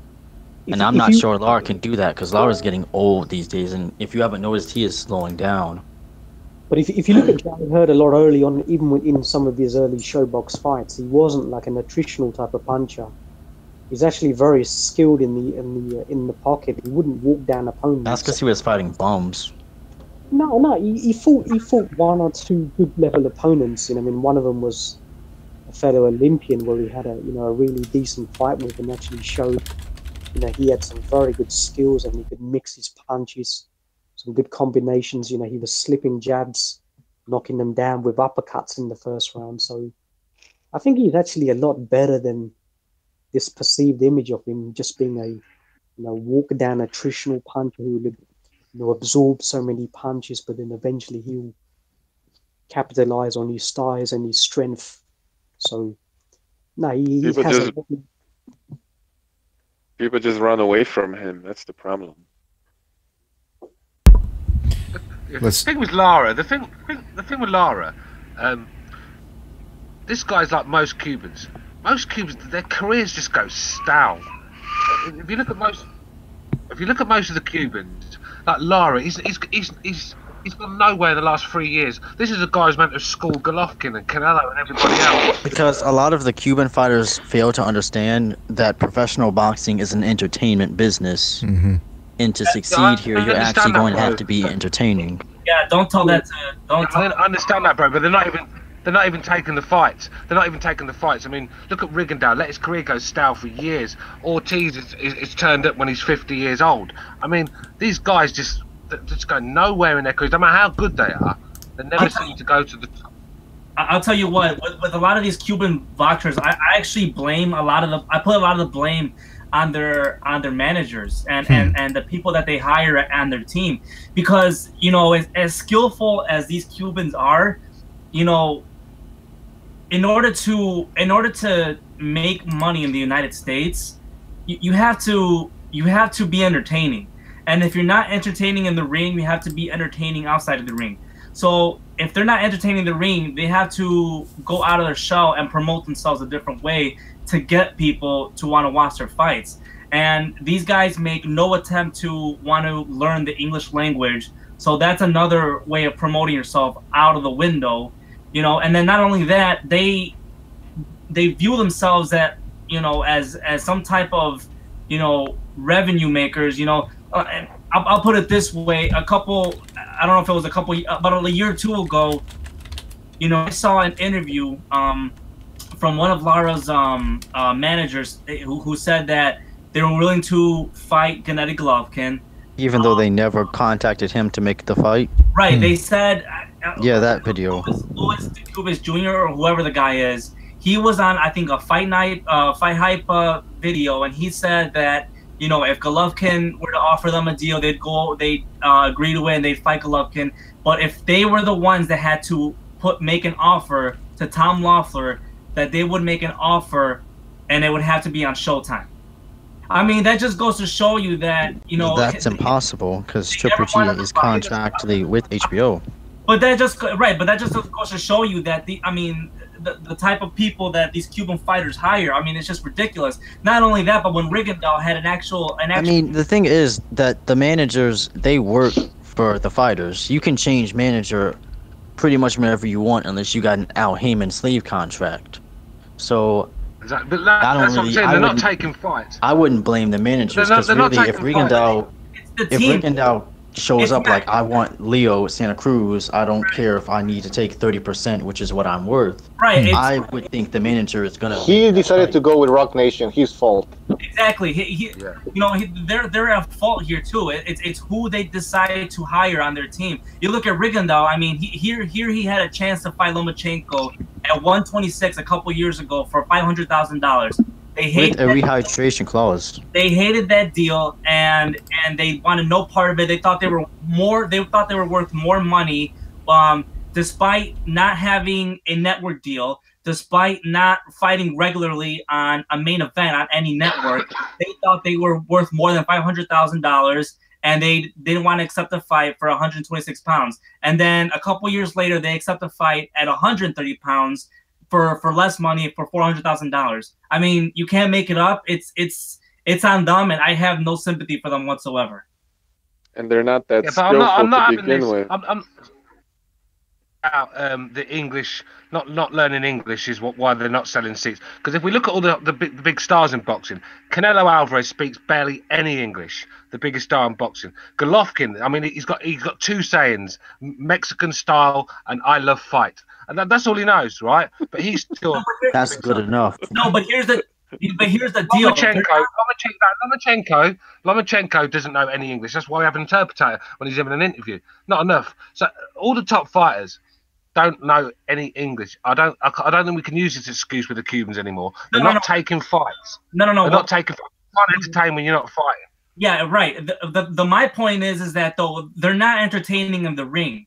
So if you're not entertaining in the ring, at least do something outside of the ring to promote yourself or do something better. I mean, Vasyl Lomachenko has been in the United States for 3 years. Compared to his pro debut to now, he's making the attempt to promote himself, to learn how to speak English at least. So, I mean, there's at least some type of willingness to want to, expand your marketability in the United States. He's had 50, bro, he's had 50 fights and he still don't speak English. Who's that? 50 fights and he still don't speak English. So he's not really making that. Canelo also, he doesn't speak English, but he holds a lot of public events for signings in like grocery stores and stuff. Golden Boy sets up stuff like that for him. He speaks English. He just doesn't make an effort. He can speak English. He's scared of how like childish his accent sounds. Yeah. You ever heard Canelo speak English? Yeah. Like I am from Mexico. Yeah, he sounds like really like a little kid.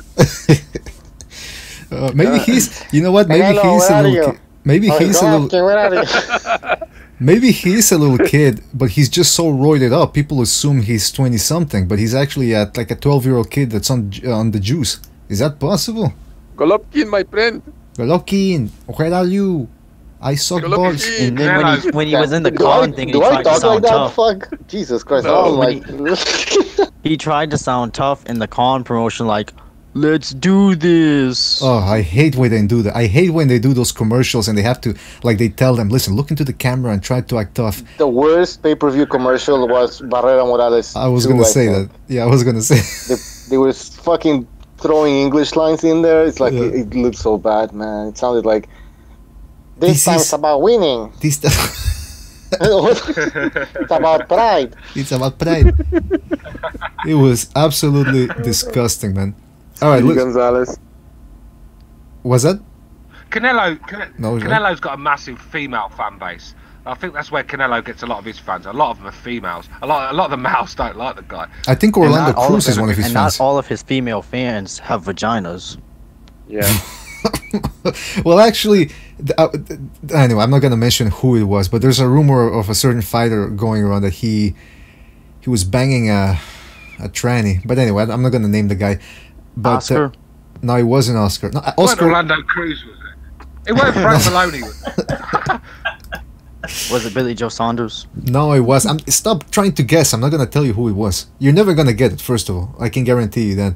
But what? Fight fan Phil says Orlando Cruz gave Canelo clenbuterol. Tim DeBell says he doesn't like Canelo with his tight jeans. Yeah, can we talk about guys wearing tight jeans? I mean, I don't know if any of you guys wear tight jeans, but if you do, kindly take them off and tight put some. Jeans are reserved for people who are skinny. If you are not skinny, your jeans should not be tight. That's a good point. But even then, I do like my jeans fitted.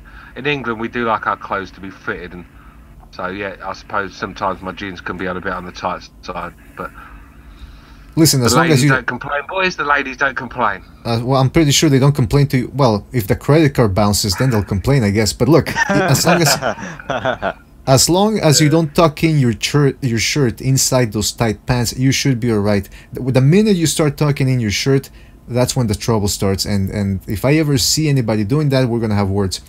Listen, guys. That's what white people in America. That's how they dress. They tuck their shirts in. Yeah, that's the thing, man. Anyway, Precise is in the chat saying he gave him the clap. John Gonzalez says, I come across a lot of that in San Antonio, Texas. I'm from that funny-ass Spanish-speaking English attempting accent. Tight Fox Strike says, tight pants mania was when I went to high school. Wait, did you go to high school in the 70s? What the fuck? John Gonzalez says he loves semi-tight jeans. Alright, enough talk about jeans. What is this, the E channel? Guys...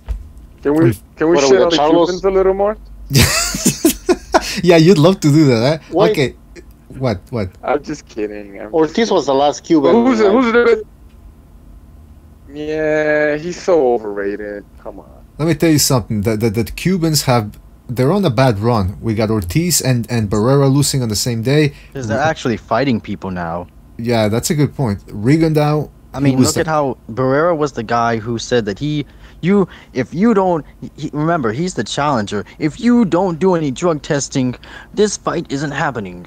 So Bill gives him the drug test, and he beats him like from pillar to post for 12 rounds straight and knocks him out. I thought from the beginning it was a huge mistake for Barrera to take less money to fight Bivol than it was for him to fight Kovalev. I mean, because he thinks he can beat Bivol, and he didn't think he could beat Kovalev. What a mistake that was. Kovalev would have been the easier fight. Well, we don't. Yeah, maybe in retrospect, yeah, it's true. But hey, we still the Cubans still. Are people downplaying Kovalev now? A little bit. Oh, come on, let's not act like he's not getting old, man. Yeah, he's starting to I get still there. think he's dangerous, though. Hey, but probably he's harder than Bivol. He hits harder than Bivol, though. Yeah, but he doesn't take them as well. Well, if he doesn't take him all to the nuts, but who does, right?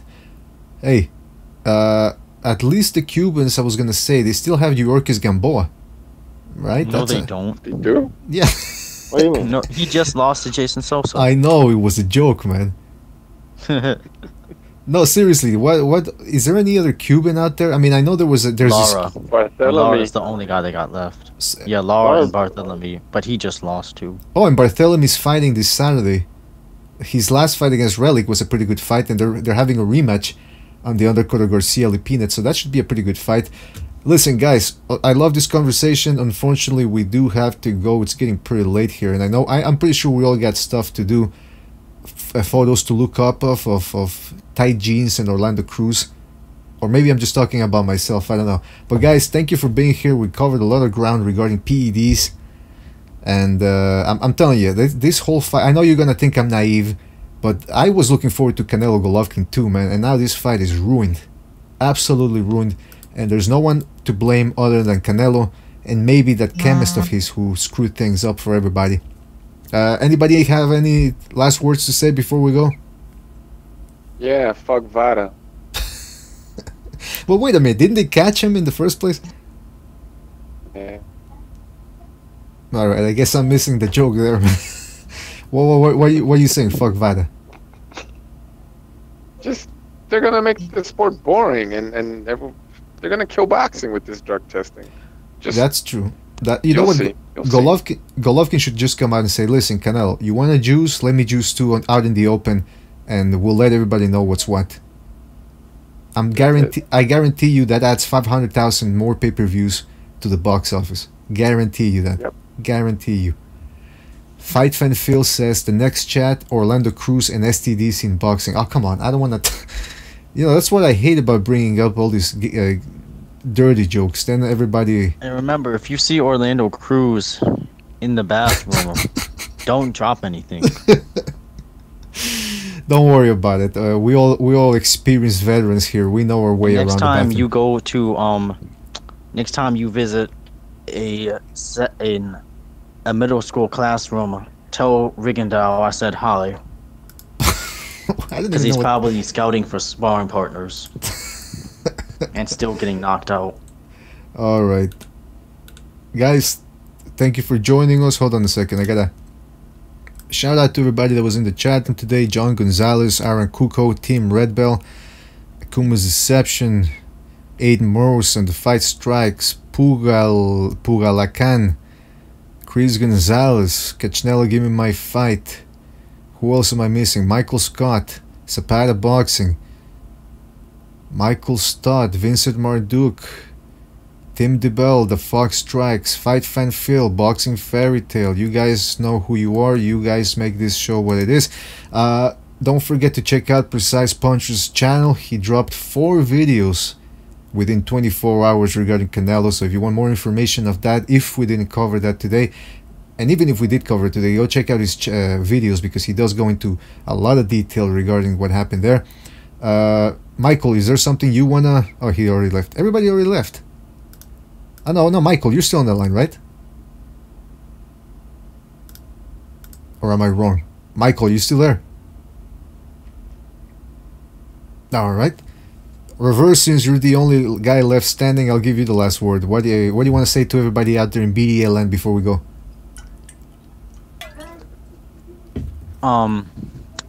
If you want to win a fight, go to Mexico, eat their meat, and say, you know, because everybody's going to use the meat excuse. So say you, like, got it off the cheeks of a hooker or something. All right. Because you got to keep your excuses original. Uh-huh.